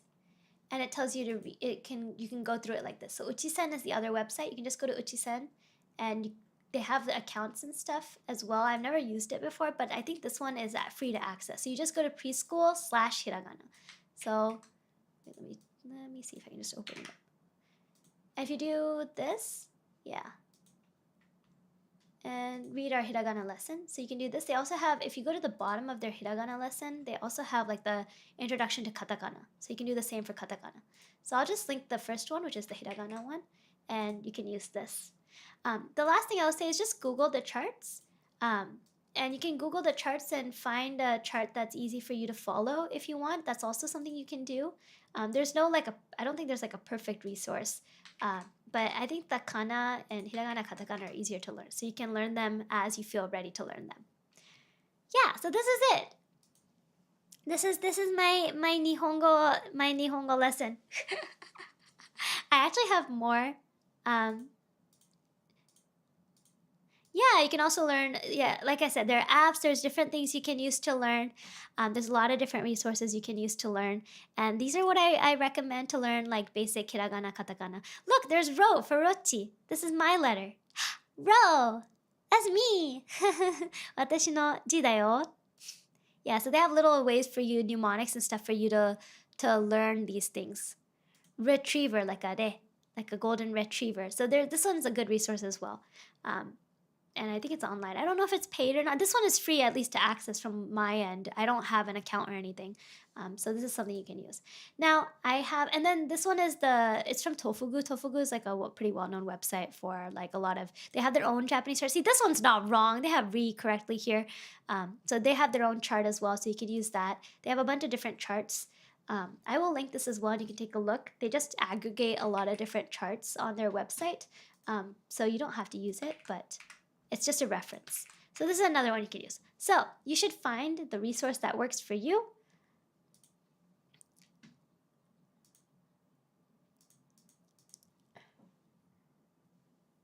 So these are the different resources you can use. Yes. So my first piece of advice for learning Japanese is to obviously listen to a lot of Japanese. Even if you don't understand everything, listen to a lot of things, listen to pronunciation, but try to actually write and practice even just the basics. Thank you. I'm sorry it wasn't as organized as I would have liked. It's my first time teaching something, so I know there was a lot of stuff I should have done differently, but I hope it was helpful. I actually have a bit more. I'm not going to go through this today, but I have more vocab and grammar that I prepared. I made these. Someone praise me. I made vocab and grammar stuff for us. This one I got from Genki. I pulled from Genki for practice, but we can do this another time. No problem. I got you. どういたしました。いや、大丈夫ですよ。全然。There's a couple more resources I want to add here. Give me just a second. I want to show you one more resource. Yeah, I'm glad. I want to make more. I want to like establish it a bit more, and I wanted to make it more like interactive where we can practice together. But give me just a second. I'm gonna turn on Dino again, so Dino can talk again, and then I want to show you guys a YouTuber that I really, really like. Her name is Learn Japanese with Sayaka, and she has TikTok videos and stuff. Her channel is Nihon. Whoa. Her channel is called Nihongo de and I love her channel, and she has a lot of really great videos on Japanese in context. And she goes out into the world and she shows you her using, and she's Japanese, she's a Japanese native speaker. She goes into the world and shows you her using Japanese in day-to-day context, right? She has a lot of great videos, and even if you're not, she's known most, I think, for her shorts. She has a lot of really easy to understand, really digestible shorts that teach you a lot of different Japanese. And I really, really recommend her content. Yes. I know a lot of the stuff she teaches, but sometimes I learn something new too, because I'm like, oh, I didn't know I could say it like that, or oh, I didn't know I could use it. Like, for example, she has a video on can I use Apple Pay? Like, how do you ask in a store, can I use Apple Pay? Is Apple Pay allowed? Are you able to take Apple Pay? Phrases for restaurants. She has a lot of really great context of teaching Japanese. And I will try to be making more like learn Japanese little shorts from myself too, that I hope will be helpful. But she is like an amazing resource. So I don't want to, I couldn't recommend her more highly. So I wanted to add her as well. Honestly, a couple more of these lessons, a lot of people can legitimately take the JLPT maybe with some N5 practice. and I have to do more grammar. But I will say that when I teach this, I'm following mostly the Genki book, which is a textbook that you guys see here. Genki 1, it's by a company called the Japan Times. They're actually a newspaper, but they have this textbook series called Genki 1. And they have two books. They have Genki 1, which teaches you about N5 to N4 level. Genki 2, which teaches you N4 to N3 level. And then there's another series by Kuroshio Publishing, which is another publishing, but they're owned by the Japan Times as well. I think they did it maybe in conjunction, I'm not sure. But that one is called Tobira, which is another textbook that teaches you JLPT N3 and a bit of N2 as well.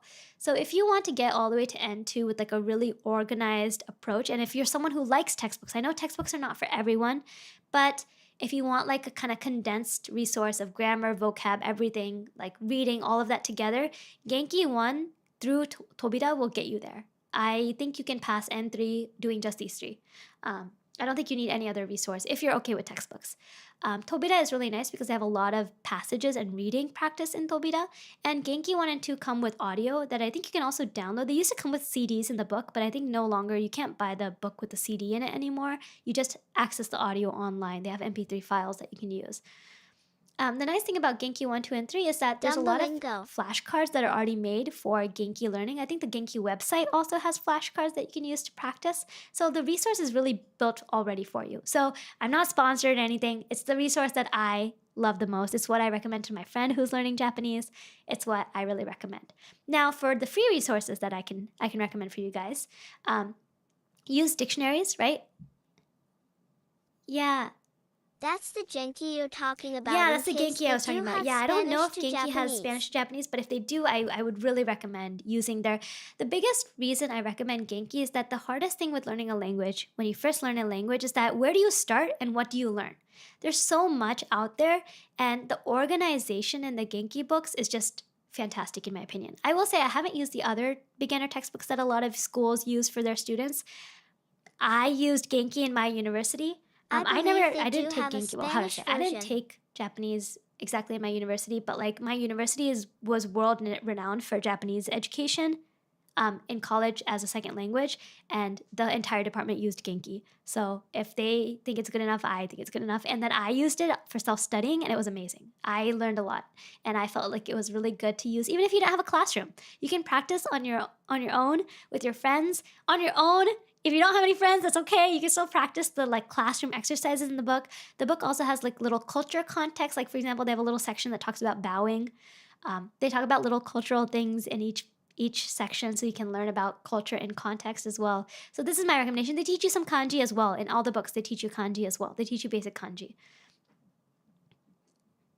I can attest, Genki 1 and 2 is super good to study first. Yes, it's really well written. It's really clear. They teach you important stuff. They teach you both formal and informal, which is really important, right? The pictures I showed you in the slides were from Genki. So they're not one of those books that only teaches you weird formal Japanese that you're never going to really use. They teach you good formal and informal, like a good mix of real Japanese that you're going to use. And they give you samples and examples that are very realistic, like stuff you would actually have to say in real life. So that's why I recommend them. Tobira is very advanced, but it's a really good book as a next step after Genki if you really want a textbook. I think once you finish Genki 2, you can just really venture into real life content. Honestly, even before you finish Genki 1, you should be listening and exploring real Japanese native materials like audio and video and stuff like that. But after Genki 2, I think you can safely, comfortably start using almost nearly fully native materials. I know it's a lot. For now, if you're just starting, don't even worry about the Genki books. Just start with hiragana, katakana. Just start with hiragana. Like you said, when you're starting Yeah, out, I find it very it's hard very easy to start. be overwhelmed. Put simply, you don't know what you don't know. So Yeah, having so that the bit of structure is really structure helpful in super Genki. helpful. And it's really helpful even without a classroom. And that's why I like it, because you don't, a lot of language education, you rely on the classroom syllabus, right, to give you structure. Like your teacher gives you the structure, they give you a syllabus. But when you don't have a syllabus, what do? You have to make sure that you have a resource that has a good structure, and it's a structure that you can actually learn from. And I think that there are a lot of books out there that teach you Japanese, but a lot of them, the structure isn't very well thought out, or it's very kind of haphazard, or to be honest, it's written by people who I feel don't have a thorough understanding of the language to be making a textbook. Like, it's tough. I found a page for it, but it's So all that's in what I would Japanese. recommend. Okay, I so can't for read the it. free resources now, having done my spiel about Genki, I should contact Japan and be like, can you sponsor me? Thank you. Having done my spiel about Genki, Genki 2, and Tobira, the free resource I recommend is a website called Jisho. Oh, there's one other website I was going to add, right? Dictionary, and then Prosody Tutor Suzuki-kun. And I'll show you what that looks like in just a second. Let me move this up as well. I'll talk about Prosody Tutor Suzuki-kun in just a second. Flashcard app, Anki. So, what do I say about Anki? A lot of people use Anki. If you're in medicine, if you're in med school or anything, you probably already know about Anki. Anki, everybody who uses Anki either was learning a language or is in med school. So Anki is a flashcard app that uses a software called spaced repetition. It's free. It's a free app that you can download for your computer on both Mac and on PC, on Windows. It's completely free. Don't pay for it. You shouldn't be paying for it. If someone's trying to get you to pay for it, they're scamming you.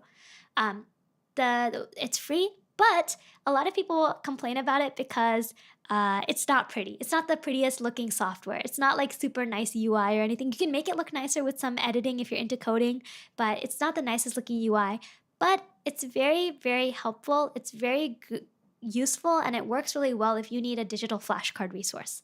So I highly recommend Anki. I learned so much on Anki, and the reality is that I know memorizing isn't always fun, but that's one of the things that you just have to do. When you're learning a language, you sometimes have to memorize. And ideally, you can memorize a lot of stuff just from context, just from repetition and hearing it in day-to-day life. But sometimes when you need to memorize more quickly, more consistently, having flashcards is the best. And if you like digital flashcards, I recommend Anki. And so what is spaced repetition? It just basically spaces out the flashcards based on how well you remember them. So it'll show you a flashcard. You remember it really well, great. It'll show you in 3 days. And in 3 days, if you remember it really well, great. It'll show you in a week. And then you remember it in a week, great. It'll show you next month. So it spaces out your learning so that you're not repeating stuff that you already know and that you've already learned. So it's just a learning software. It's a flashcard app. It's free on desktop and Android. But having said that, the Apple app is paid. There is an app called Anki Mobile Flashcards. It's $23, $24 in USD. I think it's a little bit cheaper in yen. I'm not sure exactly. But that's because I know the creators have to charge it because the App Store charges you to be on the App Store. But there are free versions of it, and I will say half of them are scams. So be careful if you're downloading a free Anki. If it says Anki and it's free on mobile, on iOS, it's probably fake.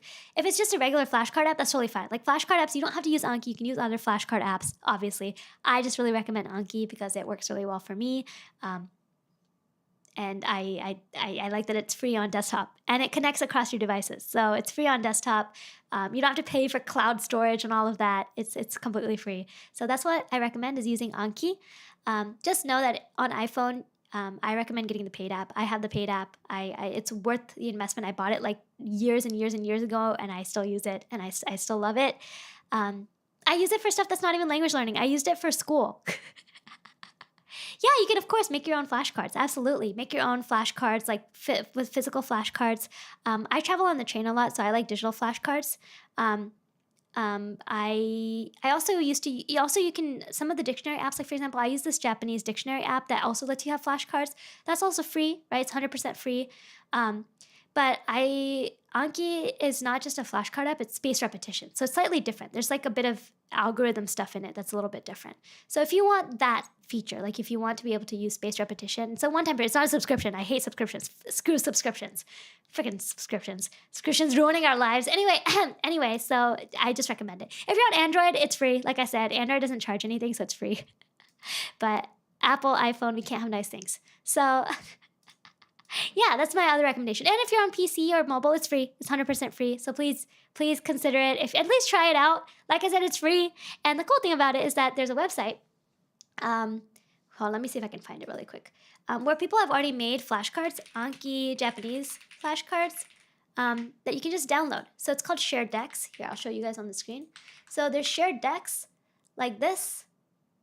And you can see all these flashcards that people have made. And for example, if you look up Genki, you'll see people have already made the flashcards for Genki 1 and 2. Anki is open source. Anki is open source, so you can download it. You can just download it. Like I said, only the iOS app is paid because of the App Store requirements, but everything else is free. It's an open source app. It's an open source thing. You don't have to pay a subscription for it. You don't have to pay to store your data on it. It's free. So I've had my Anki account for generations now. So also you can just download the grammar lessons. You can do lessons from different things. You can see the ratings. You can see if it was good or not. People will have left a review. You can see if it was good. So this is why I recommend Anki, because they have a really good resources. It's all open source, and it's not like a company trying to extort money out of you for freaking flashcards. So yeah. Okay, that's my spiel on Anki. Okay. That aside, now let's talk about some of the other free resources. So Takem's Japanese Grammar Guide. So this one's really good too. Takem has been around for a long time in the Japanese learning community, and he made his own grammar guide that goes through all the grammar. It's free, it's online. If you want to look up details about certain grammar, you can use his guide. I recommend just, if you're using Genki or something, just stick with Genki and learn the grammar as you're learning in Genki. But let's say there's a grammar point you're not understanding. You're like, oh, this is hard. I don't understand it. The Genki explanation isn't making sense for me. I recommend Googling it, researching it, and then you can also look at his guide and see if he talks about it. And he might make some explanations about it. So he talks about some hiragana, katakana stuff as well. He has some explanations about conjugating and negatives. Stuff like that. So he's a really great resource, and it's free. It's free. So this is also 100% free. And his whole book is online. I don't know. It's from his website. Yeah, he made this thing. It's open source, Creative Commons open source. Okay, and the other thing I will say is forums. So there's a lot of different forums. I actually used to use this app called Hello Talk, and it was like a pen pal app on your phone that you could use to connect with people. I don't know what happened. The app got sold to another company or whatever, and it just became really bad. I never used it. I used it for a couple of years, but it's not very good. I don't recommend it anymore, which is sad. But in lieu of that, I recommend using websites like Reddit, where there's a Learn Japanese community, or some other place, or Discord Japanese communities. There's a Discord Japanese English community that I can also recommend if some of you are interested. Just practice using what you're learning. Don't just let it be dead in your mind. Use it out loud. Use it with friends, use it with family, use it with people you know, use it with RORO, use it with me, use it with other people. Try to practice. Even if you're scared of making mistakes, make sure you try to practice. And if you ever have questions, the Learn Japanese community on Reddit is pretty nice, and they will answer questions. So do that. Yeah, do that. Use the Japanese, ask questions. If you don't know how to do something, look up find out how to use it from other resources. Use other resources, use online resources. We're in this really lucky era of YouTube and learning everything online. You can learn so many things online. So if you don't understand something, find another resource that maybe can explain it better for you. So that's my other little spiel, is to check out Learn Japanese on Reddit or other forums where you can use Japanese. And of course, please be careful on the internet.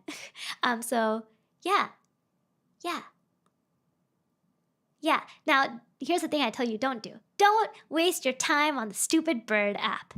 Don't waste your time on the stupid bird app. And if you're, this is where I'll stop my Japanese teaching. I'm about to give you a little mini 2-minute spiel on why you shouldn't waste your time on the stupid bird app. you can hop off if you don't want to hear me talk about it. But I will try my best to convince you. I mentioned this before on streams really briefly, but I will give you my very clear reasons why you shouldn't waste your time on the Bird app. The first is that the Bird app, the goal of that company isn't to actually teach you language. It is to have you stay on their app and make money. That is their goal. And that goal is not really in good parallel to you actually learning a language and not needing the app anymore. What are they going to do if you don't use the app anymore? What are they going to do? How are they going to make money? They're not. So that's the first thing. The second is AI slop. A lot of mistakes, a lot of AI slop, and you can spend your precious time on something more valuable. Something that will actually, you can spend the exact same 10 minutes that you would spend on the stupid Bird app actually learning the language in the same amount of time using a different resource. That's probably free. The last thing is that I know that I haven't used the app in literally like years and years and years. But from my friends who've used it, I've heard that they made changes that make it so that you are penalized for making mistakes that prevent you from using the app without paying money.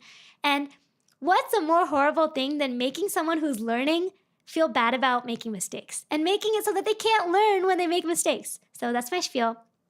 Don't waste your precious time, even 10 minutes, on an app that is not actually teaching you anything. It's like literally not going to teach you anything. I mean, you can spend 2 years of your life on that app. You can clear the entire app and still have learned nothing. Okay? I will tell you that. That's just my spiel. Don't waste your time on it. And if you really, really need an app to learn Japanese, there are plenty of other apps out there that are better built for actually teaching you, that are not beholden to shareholders making money off of you not getting a chance to actually learn. Okay? They're not built off of buying your time that will actually teach you. This app is just built off of buying your time. They're just trying to have you stay on the platform, spend time on the platform. That's how they make money. That's how their shareholders give them money. Don't waste your time doing that. Don't do that. Don't do that. Don't do that to yourself. Okay, that's it. That's my spiel. So many people I know in my life who have spent hours and hours on Duolingo and can't say a phrase to save their life. And I'm just like, what do I say to you? How do I tell you how bad your Japanese is? I can't say anything because they're so excited and they're so determined and I want them to learn, but that's not how you do it. That's not how you do it. There is a wrong way to learn and this app is the wrong way. And that's not to say apps are bad. There are a lot of really great learning apps. It's just this is not it. This is not it. Don't do it. Okay, that's my spiel. Freaking Bird. Freaking Bird app. Okay, I'm done. That's my spiel. And this is where I will say one last thing. And I've said this a few times this stream, and I hate that I have to say this, but like, learning isn't always fun. Learning isn't always a game. And most of the time, and I really mean this, most of the time learning Japanese is really fun. Most of the time, learning a language is really fulfilling and it's fun, but it's also hard. Learning is hard. I'm sure any of you who have learned anything in your life, right? You've learned your subject, your career, your school, whatever you're doing. There are moments that I'm sure you're having a lot of fun, but there are also moments that are really hard. And that's the same with language, right? Language isn't always easy. Sometimes it's hard. And so please keep that in mind when you're looking for ways to learn. If you are serious about learning Japanese and you want to learn it well, or at least better so that you can communicate even basic Japanese, sometimes you're going to have to do stuff that's not always really fun. I know it sucks. I wish everything could just be like a game. But please be wary of things that are so gamified that you lose the learning, that you're not learning anymore. Clicking buttons that make you feel like you got your points for the day and that you kept your streak up for X number of days doesn't mean you learned anything. So that's it. Okay, that's my spiel. So that's why I said if you don't want to hear me spiel about the stupid Bird app, this is where you log off. Okay, that's my spiel. I'm done. I'm not going to waste my time talking about this app anymore. But please, please, please, please, please be thoughtful when you're using apps, especially if they're subscription-based, if they're anything that's trying to take like consistent money from you, that language learning doesn't have to be so expensive. It doesn't have to be so expensive. Like, yes, you might spend a little bit of money on some books, some resources, but it shouldn't be something that just is sucking you dry. Okay, I I just feel really bad when I see people. I saw a post the other day about someone being like, oh yeah, I spent 2 years on the Bird app and I tried to have a conversation and it didn't work out. And I was just like, oh, 2 years spent on this. No. You can be so fluent in 2 years. You can have so much language skill in 2 years in just 10 minutes a day, okay? So the last thing I will say is with language, the most important thing I think is, other than using it, actually using the stuff you're learning, is consistency. It's consistency. Make sure you spend 10 minutes a day. 10 minutes a day. I have a friend, she loves doing physical flashcards. Thank you. I like my digital flashcards, but she likes physical flashcards, and she spends 10 minutes every day just going through her physical flashcards. Just 10 minutes, and she keeps up with her language doing that, right? So yeah, language learning shouldn't have to be super expensive. It doesn't have to be paywalled. It should be free. There are some resources that take time to make, and so you do pay for them, right? Like I said, textbooks and stuff. But on the up and up, I don't think you should spend like hundreds and hundreds and hundreds of dollars. Instead, save that money for a ticket to Japan. Come here and get to practice the language. So that's why I try to keep a few free resources that I think are good. Genki desu ka? Hi, Cypher. How are you? I'm doing well. Yeah, no worries. 配信ありがとうございます。全然。I'm glad you enjoyed this stream. Thank you so much for joining. 節月さん、そう。なんか、初めて、日本語を勉強してる方が、今日は多いと思いますので、ゆっくり最初から勉強始めるといいなと思いますし。ね。難しいよね、言語は。Yeah, Woo-Sin, hello, how are you? Drawing momentum with the pain just to level up skill. Exactly. So, having said all of that, there's so many free resources, especially for Japanese, because I think Japanese is an especially popular language for people to learn. There's a lot of really great free resources. If you're ever not sure if a resource is good, Google it. Google the resource and then maybe check in the Reddit. See if other people have used it and see if they enjoyed using it. I will say though, for me personally, I'm trying to learn Korean again. I knew some basic Korean. I'm trying to learn Korean again, and I found the hardest thing when I was trying to restart was just knowing what to use to learn, because there's so many resources out there and your time is precious. So I always like using tried and true and tested resources, and I these are the ones I've used, right? Like I'm showing you the ones that I have used and I have felt were successful for me. Obviously, you might find other resources that work for you. Check them out. Try them out.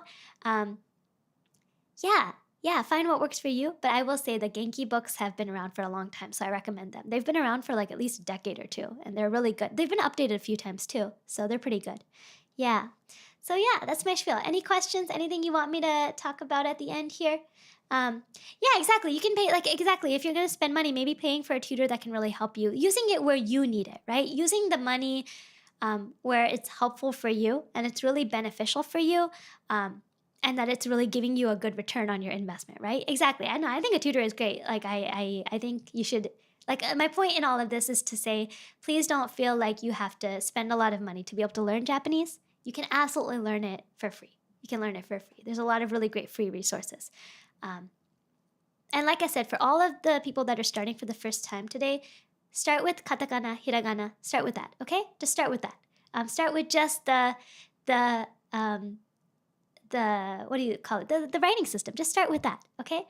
Use a flashcard app. You don't have to use Anki. Like I said, I love Anki. I recommend Anki, and I said it's free on desktop and Android. Unfortunately, it's paid on Apple, but I think it's totally worth it. I have it. But any flashcard app, or you can use a paper flash if you're into paper flashcards. Like my best friend, she loves her physical flashcards. If you're more tactile, make some physical flashcards. Practice writing on a piece of paper. Start with hiragana, katakana, and then slowly work your way from there. Yeah, and I have a lot of other resources I'm happy to share that are free resources. A lot of YouTube channels that I recommend. A lot of other free online resources I recommend that I can. Podcasts or something else I can recommend if you're into if you're a little more advanced and you want podcasts in certain areas, like science podcasts. I have a really cool science podcast that's aimed at high schoolers that I can share with you. That's a Japanese science podcast if you like that. I have a lot of different resources I'm happy to share. If you're studying specifically for JLPT, I have a couple of JLPT specific books I recommend. That they're not free, but there are a couple of JLPT specific books that I can recommend. Otherwise, you can, look at some online resources. There are a few online like word decks. Even Anki's shared deck has like online, JLPT N5 decks that people have made and used already. So you can check those out as well if you're using Anki. Yeah. Okay, that's my spiel. I said a lot. I spent a lot. This was a lot longer than I expected it to be. My stupid bird app, spiel aside, I hope this was a useful stream for you. I'm happy to share this. I'll take these slides out and I will set them up for next time. I'm happy to share this deck with you guys in the Discord. You can feel free to use it. I hope that, I'm trying to click on something there. I hope that these explanations are helpful.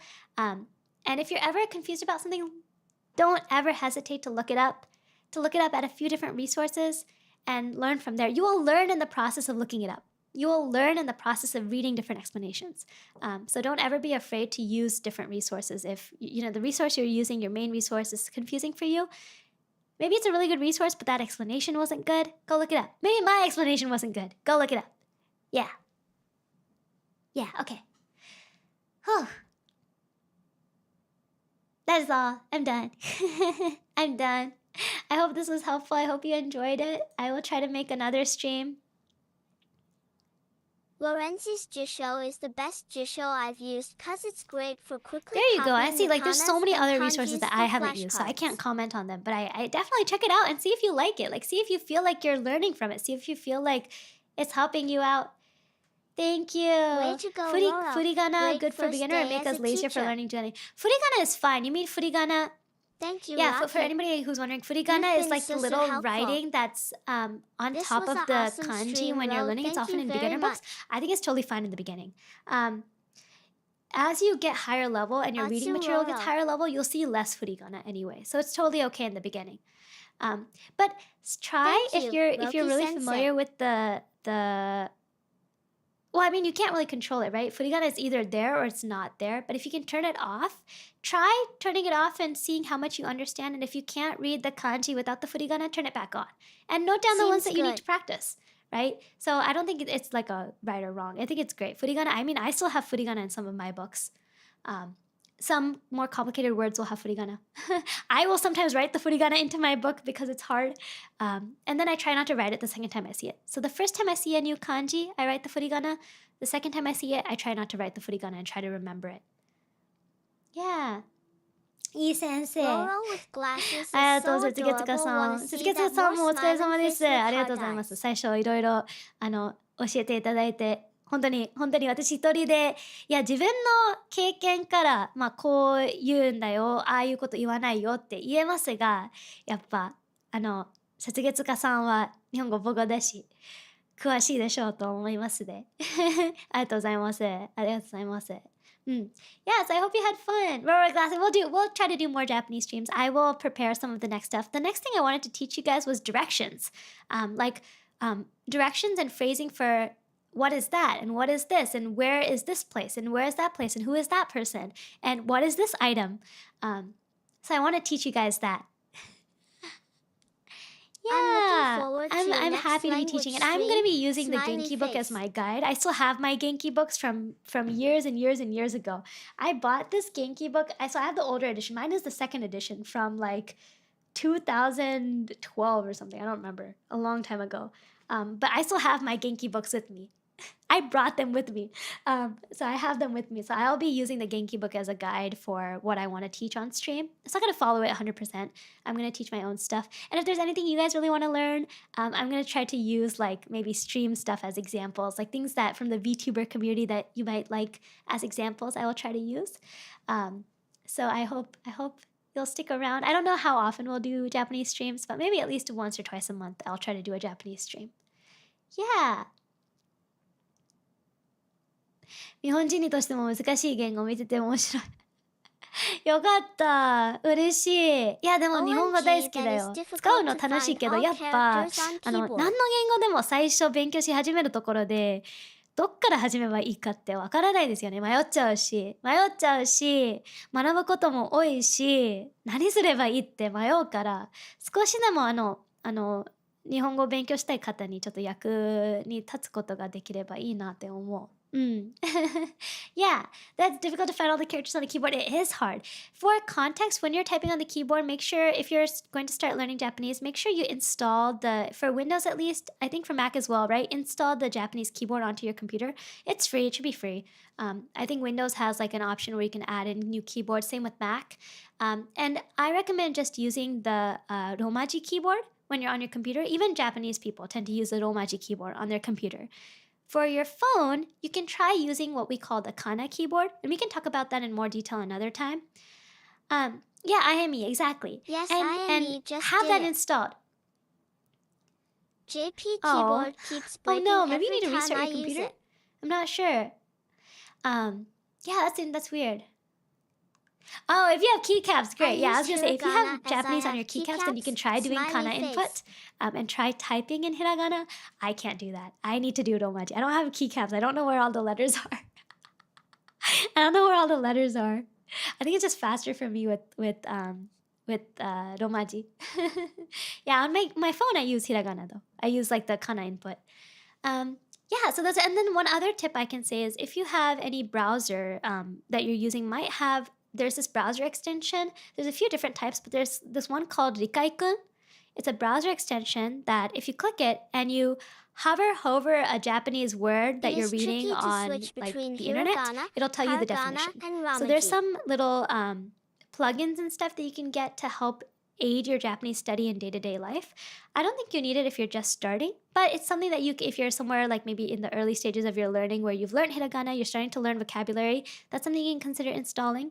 I think, what do I have on mine? I don't know if I have one anymore. I used to have it on my old computer, but I had one called, I think, Rikkai-kun. I think it was called Rikkai-kun. And it was you can get it for Chrome, you can get it for Safari, I think, something similar for Safari. But it's basically this little plugin where if you click it, you can highlight over any Japanese text and it'll translate. Not translate, but it'll give you the pronunciation, it'll give you the definition. That can be really helpful. If you have any kind of e-reader, you can download some really basic beginner Japanese books and use the lookup function in your e-reader dictionary to look up Japanese as you're reading. That's something else you can do. I know for Amazon, if you have Kindle, I don't use Kindle. I don't recommend Kindle personally, but I know my friend has a Kindle and she likes to add vocabulary to her flashcard deck in Kindle. So that's something you can do as well. You can use it on your phone as well. I will say iBooks on your phone also has a dictionary. So if you have a book that you open in Japanese on your iBooks on iPhone, you can look up words in Japanese. Yes. So there's a lot of different resources. I can give more resources. I can try to make a mega list of resources, but I'm sure there's like a mega thread on Reddit and stuff already with good Japanese resources. So you can check those out as well. If you need some free resources to incorporate into your day-to-day learning, that's what I recommend. Okay, I yapped really, really a lot. Teaching is hard, man. And this is why I could never be a teacher. I am not a teacher. I don't teach in Japan or anything. I'm not a teacher. So I know I made a lot of mistakes and maybe my teaching style isn't the best, but I hope it was helpful. I hope you learned a lot. And if you ever have any questions, feel free to join the Discord and ask here and there. We have a language learning section in the Discord. You can ask questions there. If I have time, I'll answer. If someone else has time and knows the answer, feel free to answer.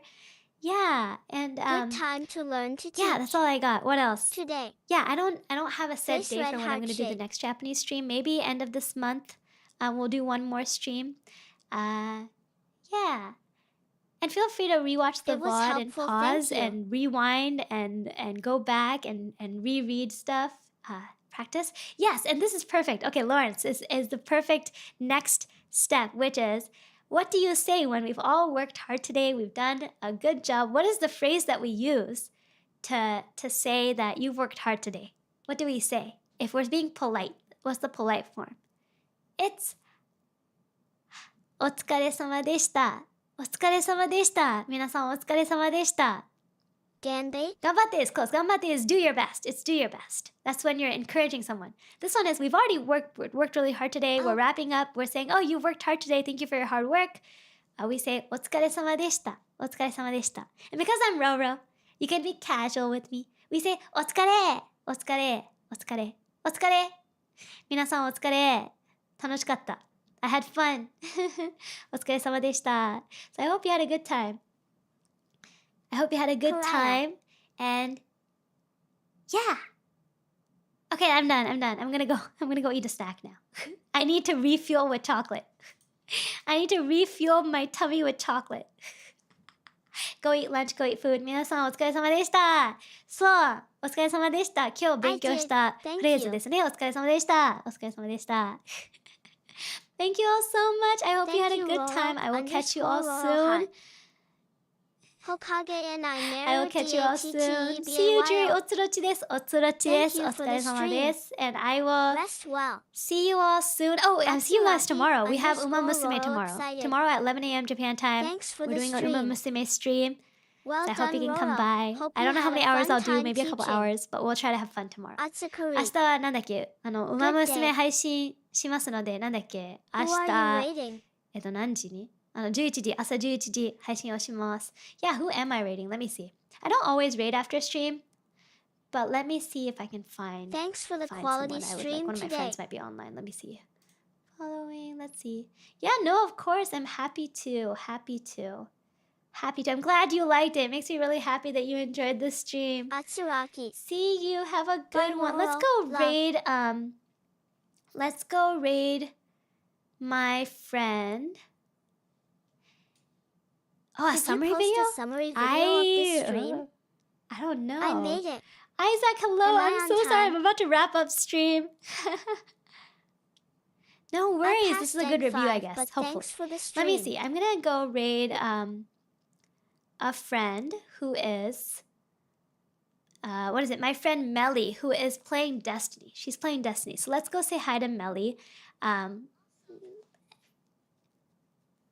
Also, Probably. is I think so. Megadino Maybe. gonna take over the end screen Maybe. again? So let's go ahead and raid Melly. LOL. She's playing Destiny 2 right now. So I'll just stop by, say hi, and then I will hop off because I gotta go refuel. I gotta go refuel with snacks. I'm hungry. It's already 3:30. I did not plan for such a long stream. That's okay. It happened. Thank you it was for fun. the stream. Yeah. No, of course. I'm glad you could join us. Thank you all for joining. Thank you all for learning with me. お疲れです。お疲れ様です。Have a good rest of your day. Stay chonky. And don't forget to practice just a little bit of Japanese every day. 10 minutes. Just 10 minutes. Just 10 minutes. You can do it. 1 a.m. gang I believe says in you. goodbye 頑張って to くだ all. さい。 Have a 頑張って nice ください。お疲れ Friday, 様です。 everybody. Bye. Bye.